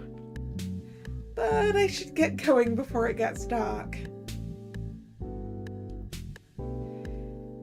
I can give you a ride if you want, but you'll have to wait for me to finish some notes. No! It's okay, I don't want to bother you. It's not a bother at all. Finishing drinking, I toss the cup in the trash, standing up as his keen eyes follow me. I can't go home with someone I just met. No, it's fine. I don't live that far from here. Are you sure?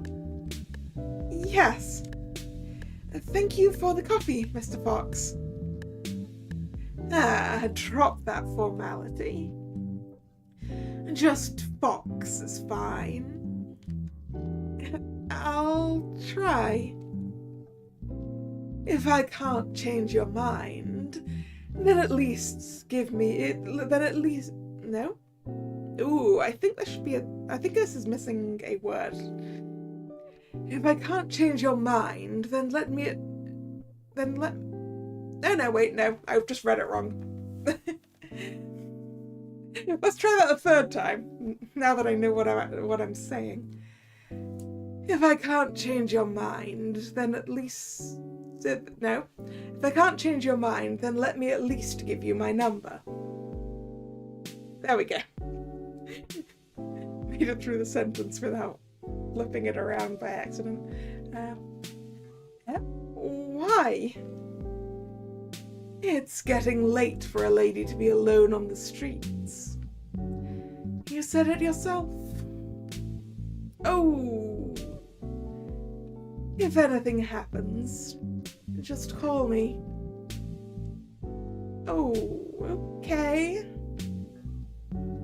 After teasing me so much, I wasn't expecting our last interaction to be so sweet.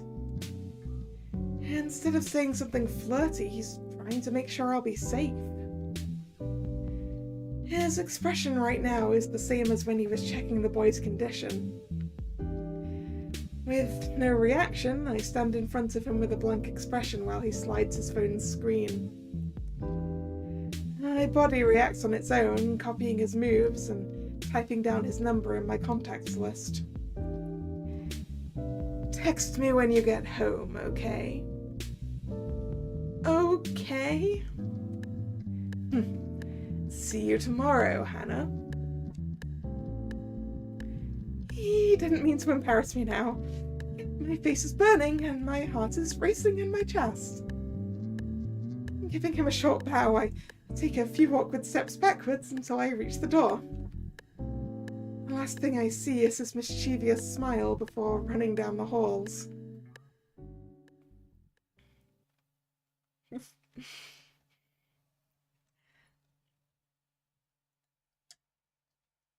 I'm going to take the scene change as an opportunity to go get myself some more water.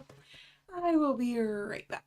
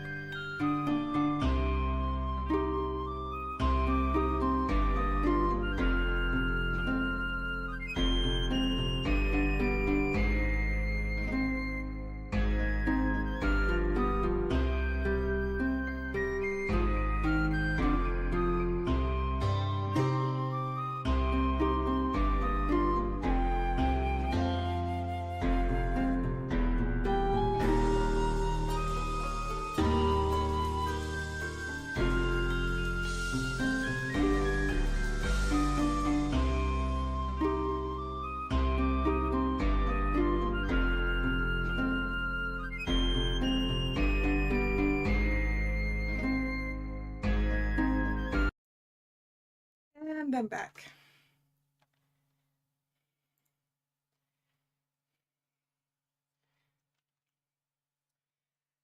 The walk back home felt so good. It helped me calm down my heart and take away all the exhaustion from the classroom. Throwing myself on the couch, I closed my eyes, giving in to sleep. I mean, that's a terrible place to sleep, but sure. I'm about to hit the sweet stop of dreamland when Ray's face flashes behind my eyes. Oh gosh, I almost forgot.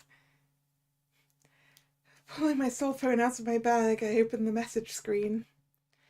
The last message is still there as I nervously think about what to say.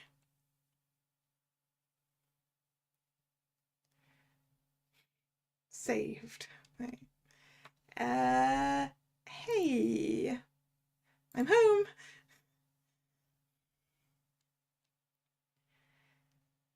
Feeling my face burning, I stare at the screen for a few seconds. There is no sign of activity for a moment until suddenly he starts to type. Also, once again, Hannah being very relatable because I have also almost forgotten sometimes when my friends are like, text us so that we know you're home safe. Whoops, forgot to do that.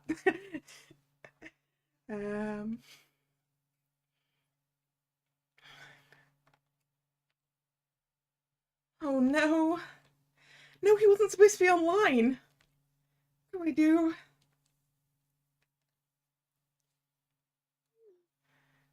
Good. Now I can go back to work without worrying. He was worried? I can't believe it. Sorry for the trouble. It's okay. I'm glad you're safe. Smiley. Have a good rest now. I hope to see you tomorrow. Me too. Good. Have a good night, Hannah.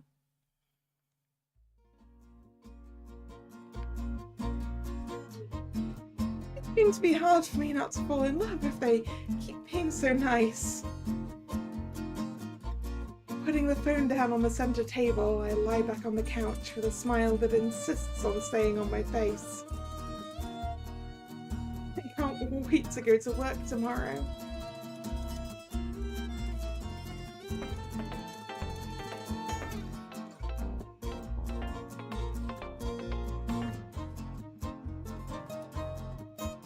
Tuesday, Wednesday, and Thursday. Before I knew it, an entire week was ticking away before my eyes. Today, the long-awaited welcome party is about to happen, and I know how I should feel about it. In the morning, when I arrived at school, Christy told me it was going to take place in the teacher's lounge after work hours. Everyone was excited to stay up all night. Or at least until Mr. Hanson's body can take no more. At that time, I was a little worried about their decision. But since I knew I wouldn't be able to change their minds, I decided to accept it. Christy also promised to drive me home tonight, so I had no reason to fight it. So Christy's not drinking then. Now, here I am in the nurse's office, drinking coffee while I wait for them to finish decorating the room.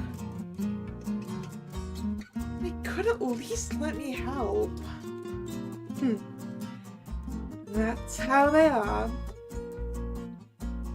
The always nice teachers. I'd be surprised if they even let you near that room. Storing new boxes of medicine in his cabinets, Ray talks to me in his usual sluggish voice. I'm glad he's here, so I don't have to spend my afternoon worrying about the whole party thing. It's not like I'm nervous, since I don't do well with social events, I'm a little worried about the outcome. I don't know how to make friends anymore. It's strange how everything sounds either too easy or too awkward at my age. Don't worry too much about what they're doing. I'm sure the room will look the same in the end. I hope so. By the way, did they force you to stay here with me? Of course not. This is my office, and I'm here because I want to be. Really? Miss Fane, do you think I'd lie about wanting to spend some alone time with you? They just made it easier for me. How can you be so straightforward about it? But I don't think I hate this feeling. It's good to have you here while I work. Yeah? Wait, are you going to work all night? Yes. So, you're not joining the party?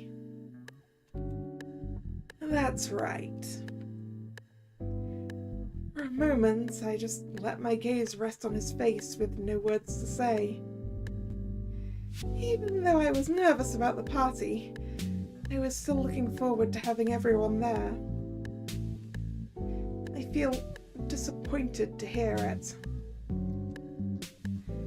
A smile shines in the corner of his lips and a muffled laugh fills the room. You can skip the party and spend the night here with me. What? That's the face I wanted to see. You never fail to amuse me with your reactions, Hannah. Mr. Fox, please. Stop playing with my heart like that. Sorry, but you make it hard for me when you're so sweet. And just to be clear, I'm not choosing my job over you, okay?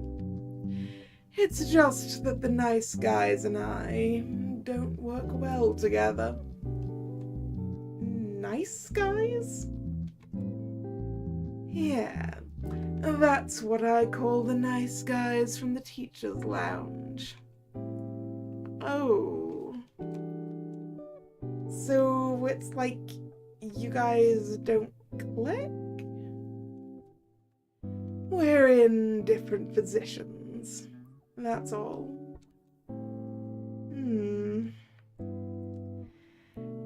That's why I'd rather stay around here on my own than spend time with them. I see. He's giving me all the signs not to ask anything about it. I can see that, but I can't help being curious. Taking a sip of my coffee, I look at Ray like a guilty puppy. It takes him a moment to notice, but as soon as he sees my face, he smiles, shaking his head. Stop looking at me like that.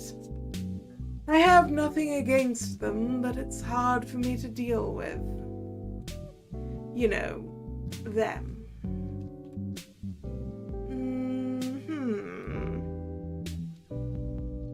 Can you elaborate a bit more for me?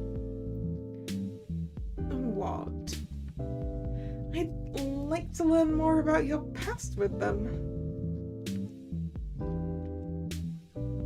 What is it, Mr. Fox? Are you thinking about declining a teacher's request? I think this is the first time I've seen such an astonished expression on his face. A feeling of accomplishment fills my chest. You got me. I'm only doing this because you're my favorite teacher. Leaving the boxes on the floor, Ray sits on his desk in front of me. It feels a bit intimidating to be so close to his crossed legs while he looks down at me. But I think he's doing it on purpose as a punishment for earlier. It's no surprise that the teachers are the heads of the school. They're the ones who make all the decisions around here, even the stupid ones. And I'm just the lazy, weird doctor in the office. Thomas sees us all equally, but it's not the same between us. We're in different positions, and sometimes that affects how we respect each other. But I mean it when I say I have nothing against them. I like Marcus's diligence, and I appreciate that Leonard always tries to keep the peace in the room. But then there's Edgar and Christy, which I don't think I need to explain further for you to get my point. Not at all. How about Mr. Hanson? That guy is a bit different. You could say we have a past. Oh? I'm starting to get a picture now. You are probably imagining too much. Lars, Thomas, and I used to hang out all the time. We were college friends, you know. That's cool. Yeah. But things happened, and now Lawrence and I don't talk anymore. Thomas is still our friend. But that's all. He takes a deep breath at the end of his explanation, leaning his body back. I see a tired smile that doesn't reach his wandering eyes. He's seeing memories I can't understand. Feeling bad for causing this situation, I clasp my hands together on my lap, letting the silence eat me alive. I didn't know any of this, and now I feel caught in the middle of a personal war. In an attempt to change the heavy air around us, Ray sits beside me, winking. To summarize, the teachers are messy, nice guys, and I'm a loner who likes to have things under control. I see. So, how was my essay, Miss Fane? Did I pass? You lacked information and you messed up the topics a bit. Oh no. But you got extra points for being honest with me. Guess it's worth a B+. That's not bad, but I don't like being on the average side. Maybe I should take extra classes with you to make this grade look better. You want to give him an F?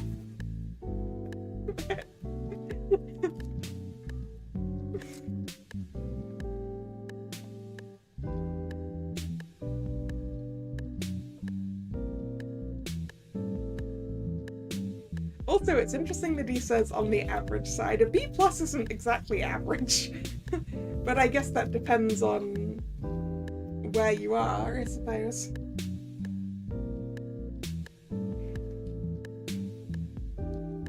Average feels like a C to me.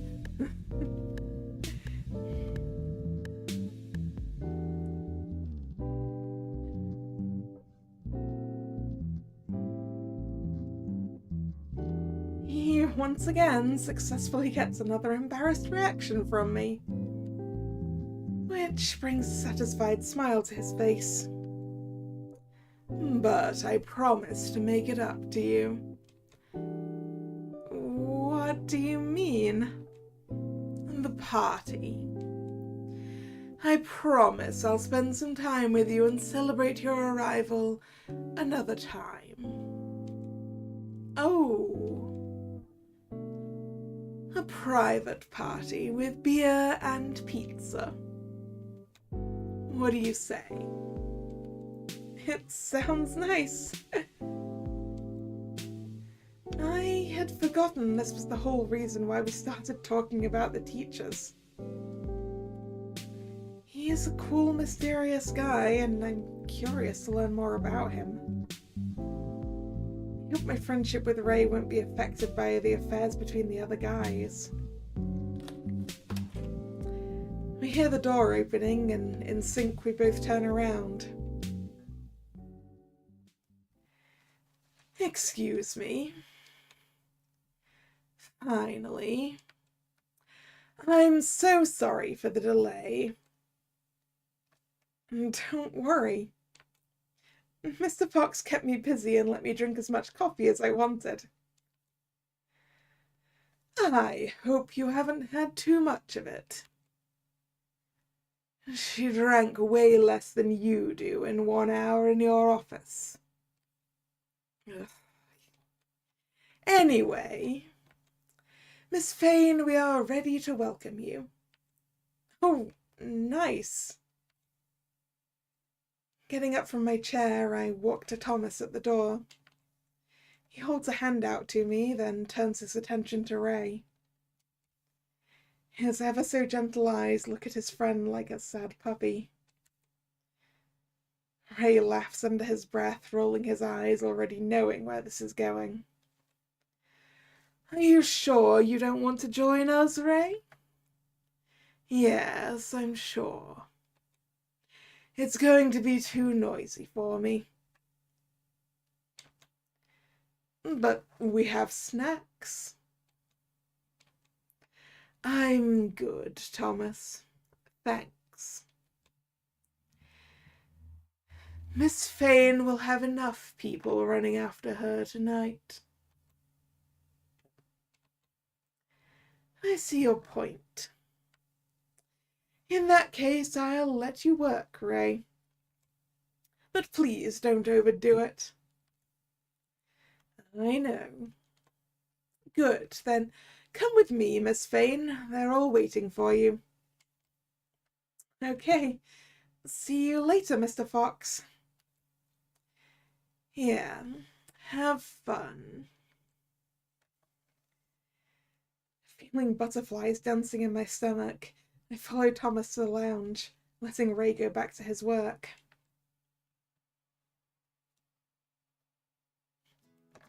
Ah, balloons and a welcome banner.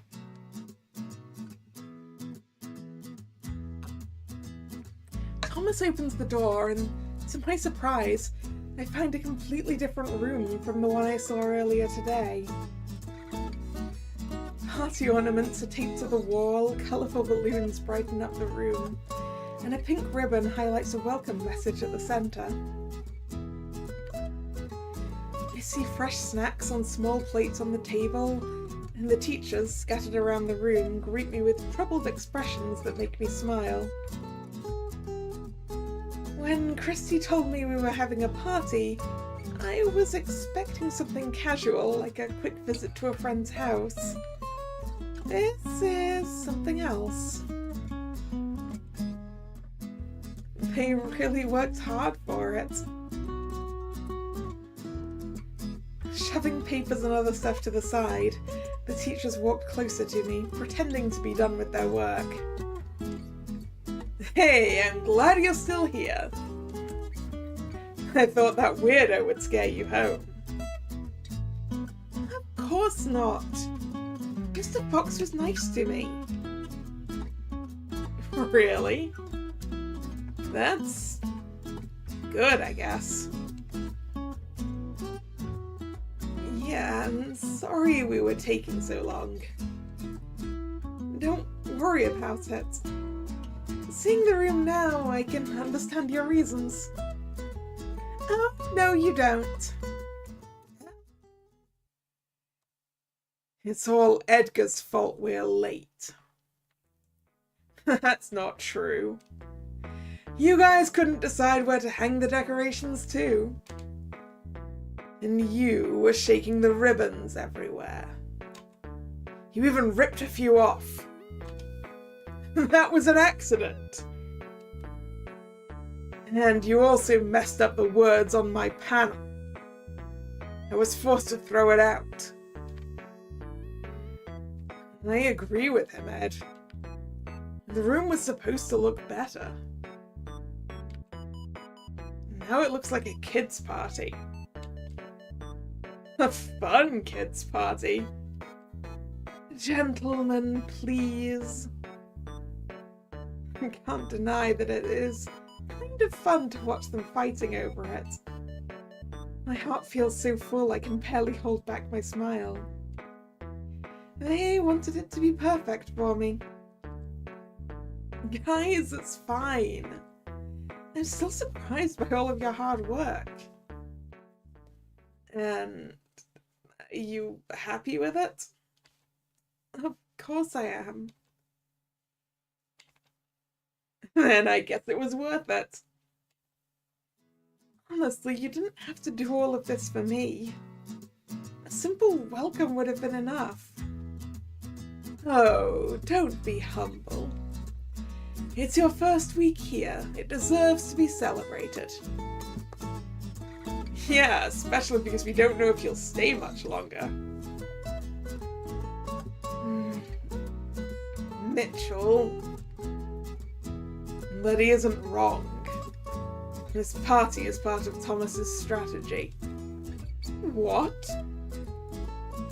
He makes you feel good, and before you realize it, you've signed a lifetime contract in this school. It's kinda true. Dare you say? Then it's working. Yeah? I don't think I want to leave anymore. I'm glad. Alright, enough talking. Let my girl have some fun. She was looking forward to some drinks all week. Yeah, job security. Hooray!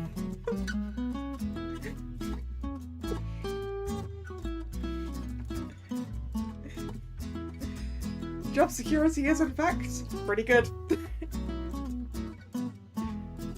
I mean, as long as it's a job you don't hate, obviously.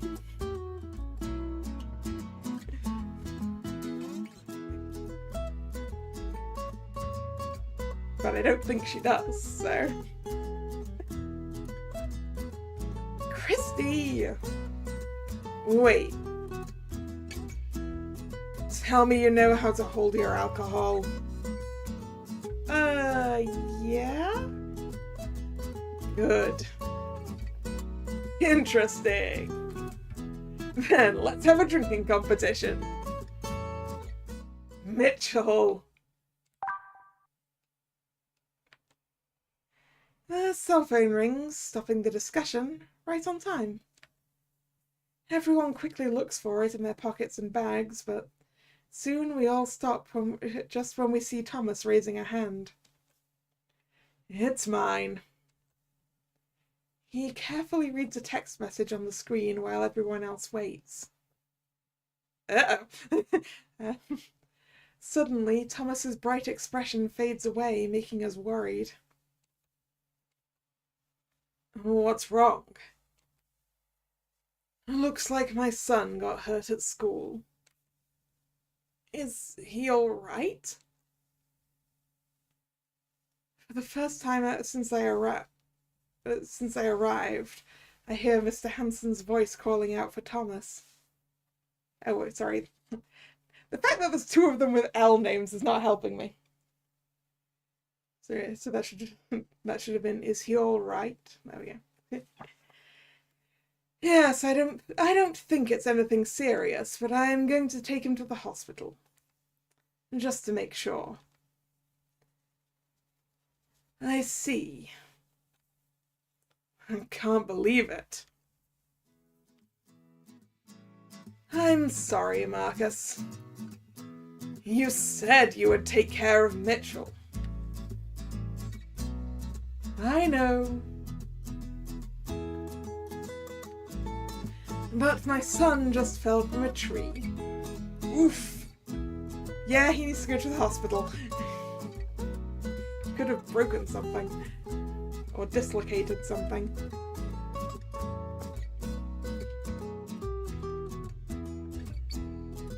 Mitchell is your responsibility too. Kent? Take him with you. What? Guys, please don't fight over me. You can all have a piece.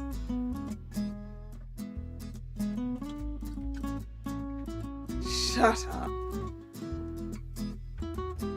Don't worry, Thomas. We all understand it. Your kids come first.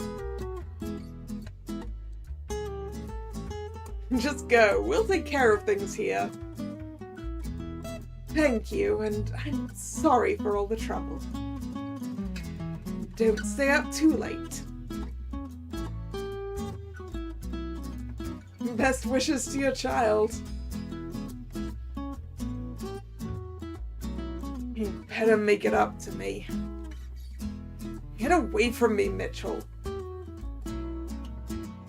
Thomas runs out of the room, leaving us behind. Edgar and Marcus fight each other a little longer, but soon everything goes back to normal. After all the discussions and greetings, we are finally off to party. Soon, everyone moves apart, looking for what suits their taste better. Some walk to the corner to relax, while others go after a beer and snacks. Setting my bag aside, I walk over to the centre table. The snacks are too tempting for my empty stomach to resist. I toss a couple of potato chips into my mouth, and I let myself drown in the fulfilling sensation that only food can give. This is so good. Thomas wasn't joking about it. Are you seriously going to spend the night there? With the snacks? Yes! That's the best part of a party, Christy. Approaching me from behind, Christy calls me out, making me cough in surprise. I spin on my heels, facing her with my mouth full and eyes guilty. Hannah, I'm hungry. You can eat later. Now you should be talking to them. But I don't know how to do it. What do you mean? Weren't you doing that just now? Yeah, but that's because everyone was there. Talking to them alone is kind of different. This is going to be embarrassing. But it can also be fun. What are you afraid of? The worst that can happen is Lars getting mad at you. But he's done that before. Yeah. Go talk to them. Do it for you. Do it for me. I was doing it again. Busying myself with something else. I had an excuse not to talk to people. So I had a reason not to make friends again. Looking around the room, I saw everyone having fun on their own. Guess it's time for me to do the same. I'm going to talk to someone.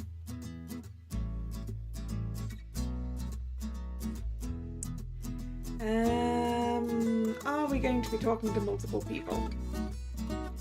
Probably. We could go in order. Nah, let's go talk to Leonard first. He looks like a safe choice. Exactly. Taking a plastic cup in hand, I walk to Leonard, who's smiling, watching the others have fun. Hey. Oh, hi. I didn't expect you to come talk to me. Why not? I don't know. Maybe because of this? Don't worry, I'm a little awkward at parties too. I was struggling just now because I didn't know what to do. And then you decided to talk to me? Yeah, I mean, talking to you seems easier than talking to Mr. Hanson. That makes sense. So, what do we do now? I don't know. Should we talk about our hobbies? No, absolutely not.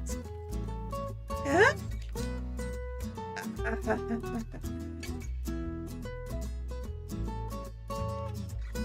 I mean, there are better topics to talk about. Okay. This is the blind leading the blind situation, except it's the awkward and the awkward.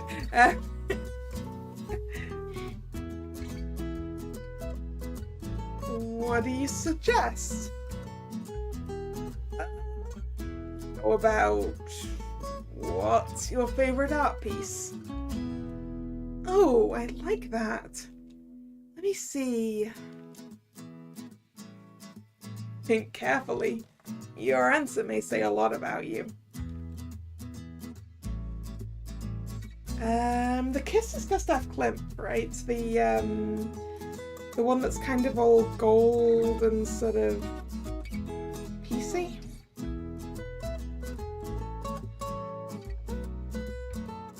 Yeah.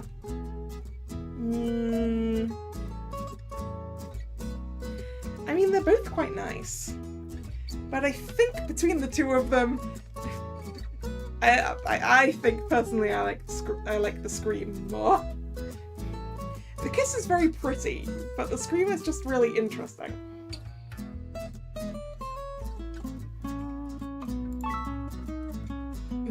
I love the Scream, that painting. I think it has a strong feeling.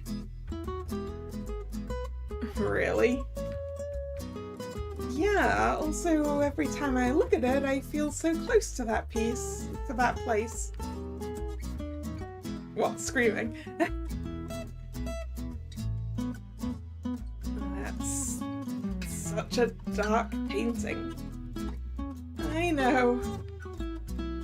Should I be concerned, Professor? Oh, stream was buffering a bit, was it? YouTube hasn't told me there's a problem. So maybe it was just your end? Let me know if it happens again. No, but you should try taking a walk in the park sometimes. My turn. What's your favorite animal? Red panda. Ah! I like you, Leonard. That's a good choice. Oh, that was fast. I've always liked them. They're so small and fluffy. Yes, it fits you so well. What are we doing? We sound like kids. People don't talk about things like this in their first meeting, do they? Definitely not. But it was fun. It's been a while since I talked about my favorite things with someone. I'm really glad I got the chance to talk to you tonight. Me too. Let's talk like this again sometime. I'd like that. Who should I talk to next? Okay, so we basically have the option of you can talk to everyone, or you can just talk to one person. We gotta talk to everyone, right? I guess at this point we should just work our way down the list. Please don't be mean. Leaving my chips on the table, I walk over to him in the corner. Mr. Hansen looks quite annoyed and far away from everyone else. Which makes me think that maybe I made a terrible decision by coming near him now. Wondering if I should turn back, I see his eyes meet mine, pinning me in place. I feel like an ice dagger is pointed at me, daring me to take a step closer. I know I should go back, but since I'm here, I might as well give it a shot. Hi, Mr. Hansen. I haven't talked to you earlier. I was hoping you would keep it like that. So cold. You must hate me. But I won't give up so easily. I'm sorry to ruin your plans, sir, but I think I'll stay here a little longer.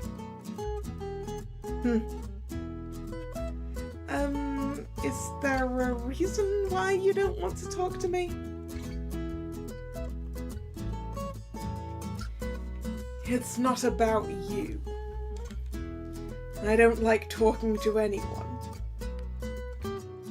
Oh. That's a relief. It bothers me how people here enjoy playing dumb all the time. It's annoying.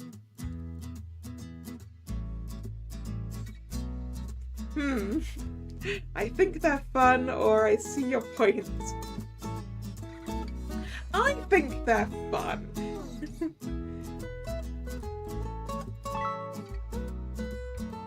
It's not about playing dumb. I think they're only trying to lighten up the mood.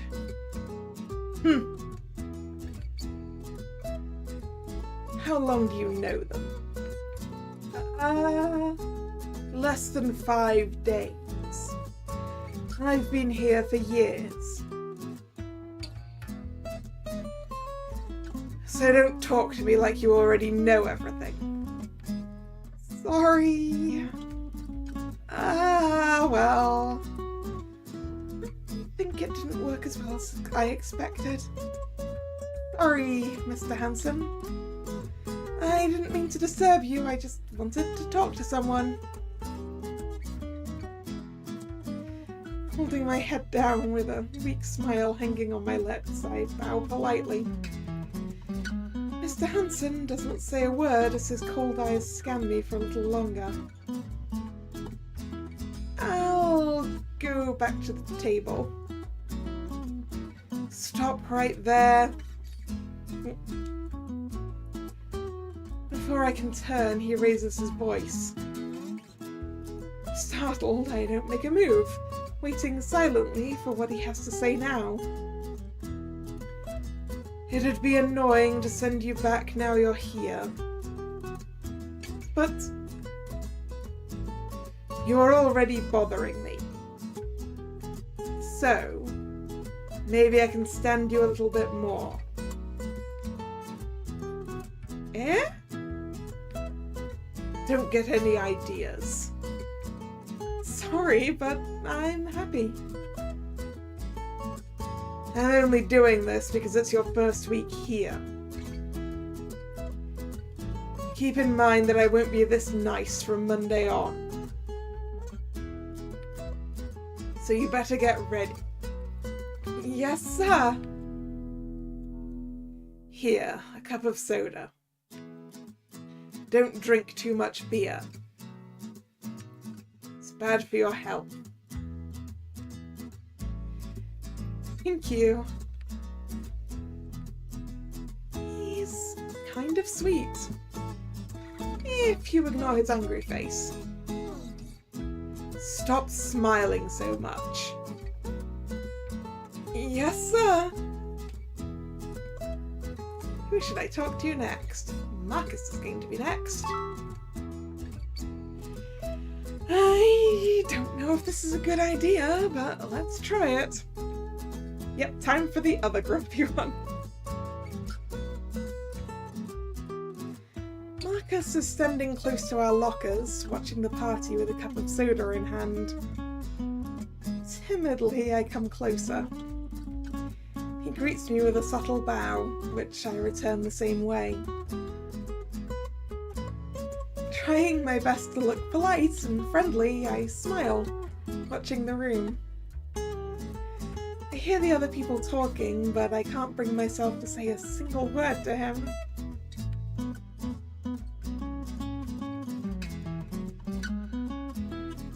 I'm starting to feel awkward.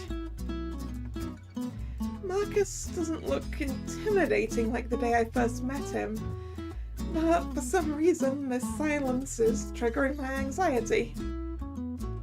I'm a loser.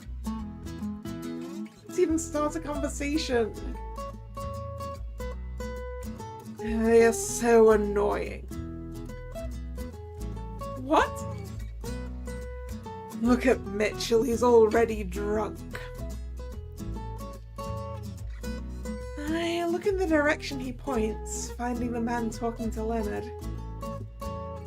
Leonard is trying his best to keep some distance from Edgar's face while the man laughs loudly, not giving a single care about the embarrassing situation. Oh, wow. That's the gentleman we warned you about. I see it now. I feel sorry for Leonard. Yeah. He should throw some water on Edgar. I bet that would stop him. What? That's mean. I'm just saying, it's not like Leonard would do that. But that would be funny. I guess. Hearing Marcus's voice sound so soft makes me chuckle. He's the quiet type, but he's fun. Now look at Lawrence. What about him? Nothing, he's just the same as always. Boring. Aren't you like that too? No. I'm talking to you, right? Yeah. Unless you're trying to say that I'm boring too. No, definitely not. That's not it. No, I mean, you're also the same as the day I met you. But that doesn't mean you're boring. I'm having a lot of fun right now. But honestly, I expected you to be more serious. I was worried you'd be rude to me. Why? I don't even know you. Yeah, but you always look at me so pissed. That's my face. People always get the wrong idea. And don't worry, I'm not like Lawrence. I won't yell at you for no reason. Thank you. I think I'm more of the tired type than the grumpy type. Ah, I can see that. Maybe a few extra hours of sleep would change your mood a bit. Hey, you're not supposed to agree. Sorry. I'll let it slide this time because it's your party. But don't do it again. Thank you, Mr. Kent.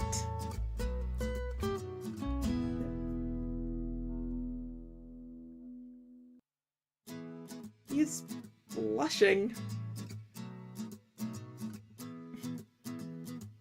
Yeah, he is implying that that he would yell for reasons.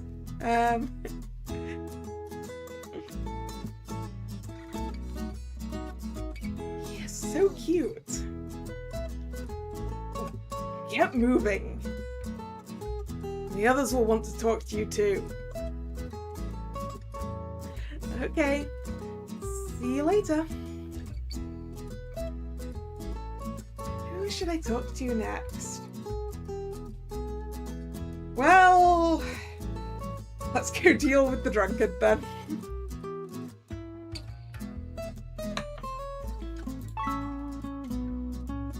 Yeah, I don't think it will be so bad to talk to him.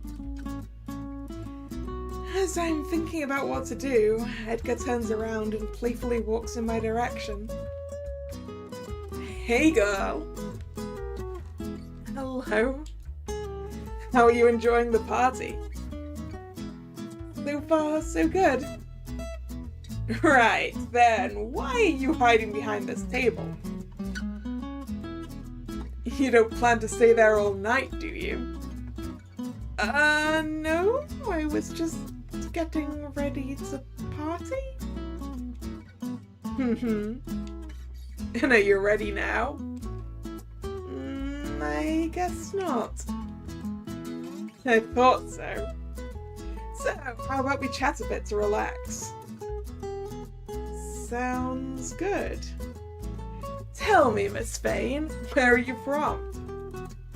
I was born and raised here. Oh shoot. There goes my chance to play tour guide with you. Sorry. But honestly, there are plenty of places that I don't know. Alright. Chris said you're a stay-at-home girl. Yeah, she said that. And I still have a chance to show you my favorite places. Of course I'd like that. Just bear in mind I enjoy visiting a lot of cafes and parks. So if you come with me, you better be ready to have a good time. Edgar is so sweet and nice. Somehow I feel safe whenever I talk to him. It may be a little troublesome if I get used to it. You feeling better now? Yes. Thank you for talking to me. I'm glad to help. Then how about we play some music and hit the dance floor? What? No! Why, you don't dance? That's not it. I mean, how can you think of dancing in front of them? It's embarrassing.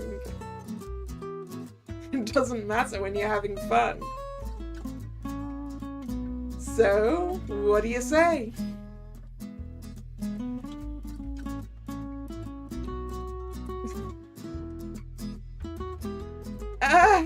I'm not good at dancing.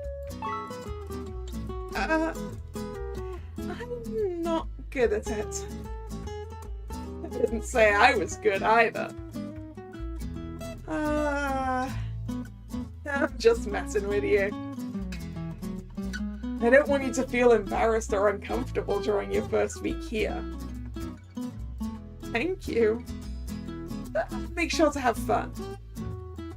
Everyone is wishing for that too. I will. Well then, I'll let you enjoy your party. Just don't forget me so soon. Of course. Who should I talk to next? Well, that's everyone. Enough talk for today.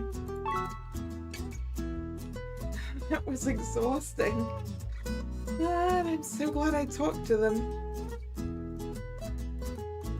Now I know that I'm surrounded by people who are both fun and willing to help me feel like I belong here. I'm sure I can grow and become a better person with them. Hey, Hannah, can you give us your number? We want to add you to the teacher's group chat. You're all there. Online almost all the time. That's because Thomas likes to come up with unexpected school activities every day. Sure. Let me just get my phone. I grab my phone from the table and quickly share my number with them. Next, Edgar adds my contact and sends a message in the group so everyone can see my number. Done. Now, if you have any questions about the school, you can just ask us. Thank you. If you ever want to talk math, I'll make sure to... Puns. If you ever want to talk maths, I'll make sure to call you later. Ed! Laughing at Edgar's terrible pun, I go back to the table, joining everyone else for snack time. It's still early, and now I'm not in a hurry to go home.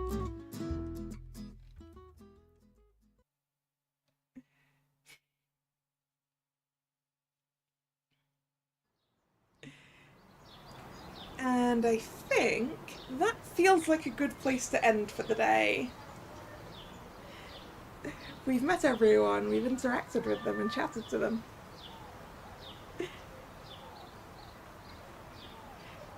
I'm still not 100% sure who my favourite is, but that's the fun of it, right?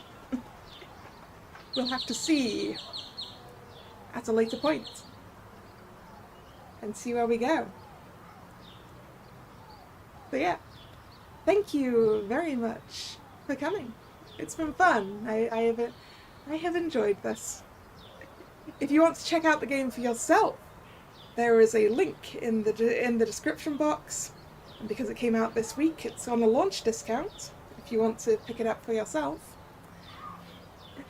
If you're new here and you've enjoyed your time, please consider subscribing to the channel. You can also follow me on social media, which is linked also down in the description box. The streaming schedule for this channel gets posted both over there on social media and over here on YouTube in the posts tab of the channel. The next scheduled stream is Sunday, 2 p.m. to pick up... Oh, no, wait, no, not Sunday. Tomorrow! Tomorrow, Saturday. Tomorrow, Saturday, 7 p.m. for, yes, Twisted Wonderland. For the second part of the event. And also it's Ruggy's birthday, so it's gacha time. So a rare Saturday stream because I wanted to do it actually on Ruggy's birthday. So yeah, hope to see you then, or another time. Tomorrow already? Yep.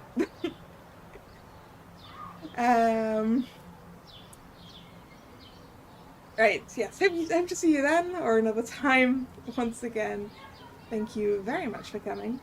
And this is Kalla signing out. See ya, bye bye.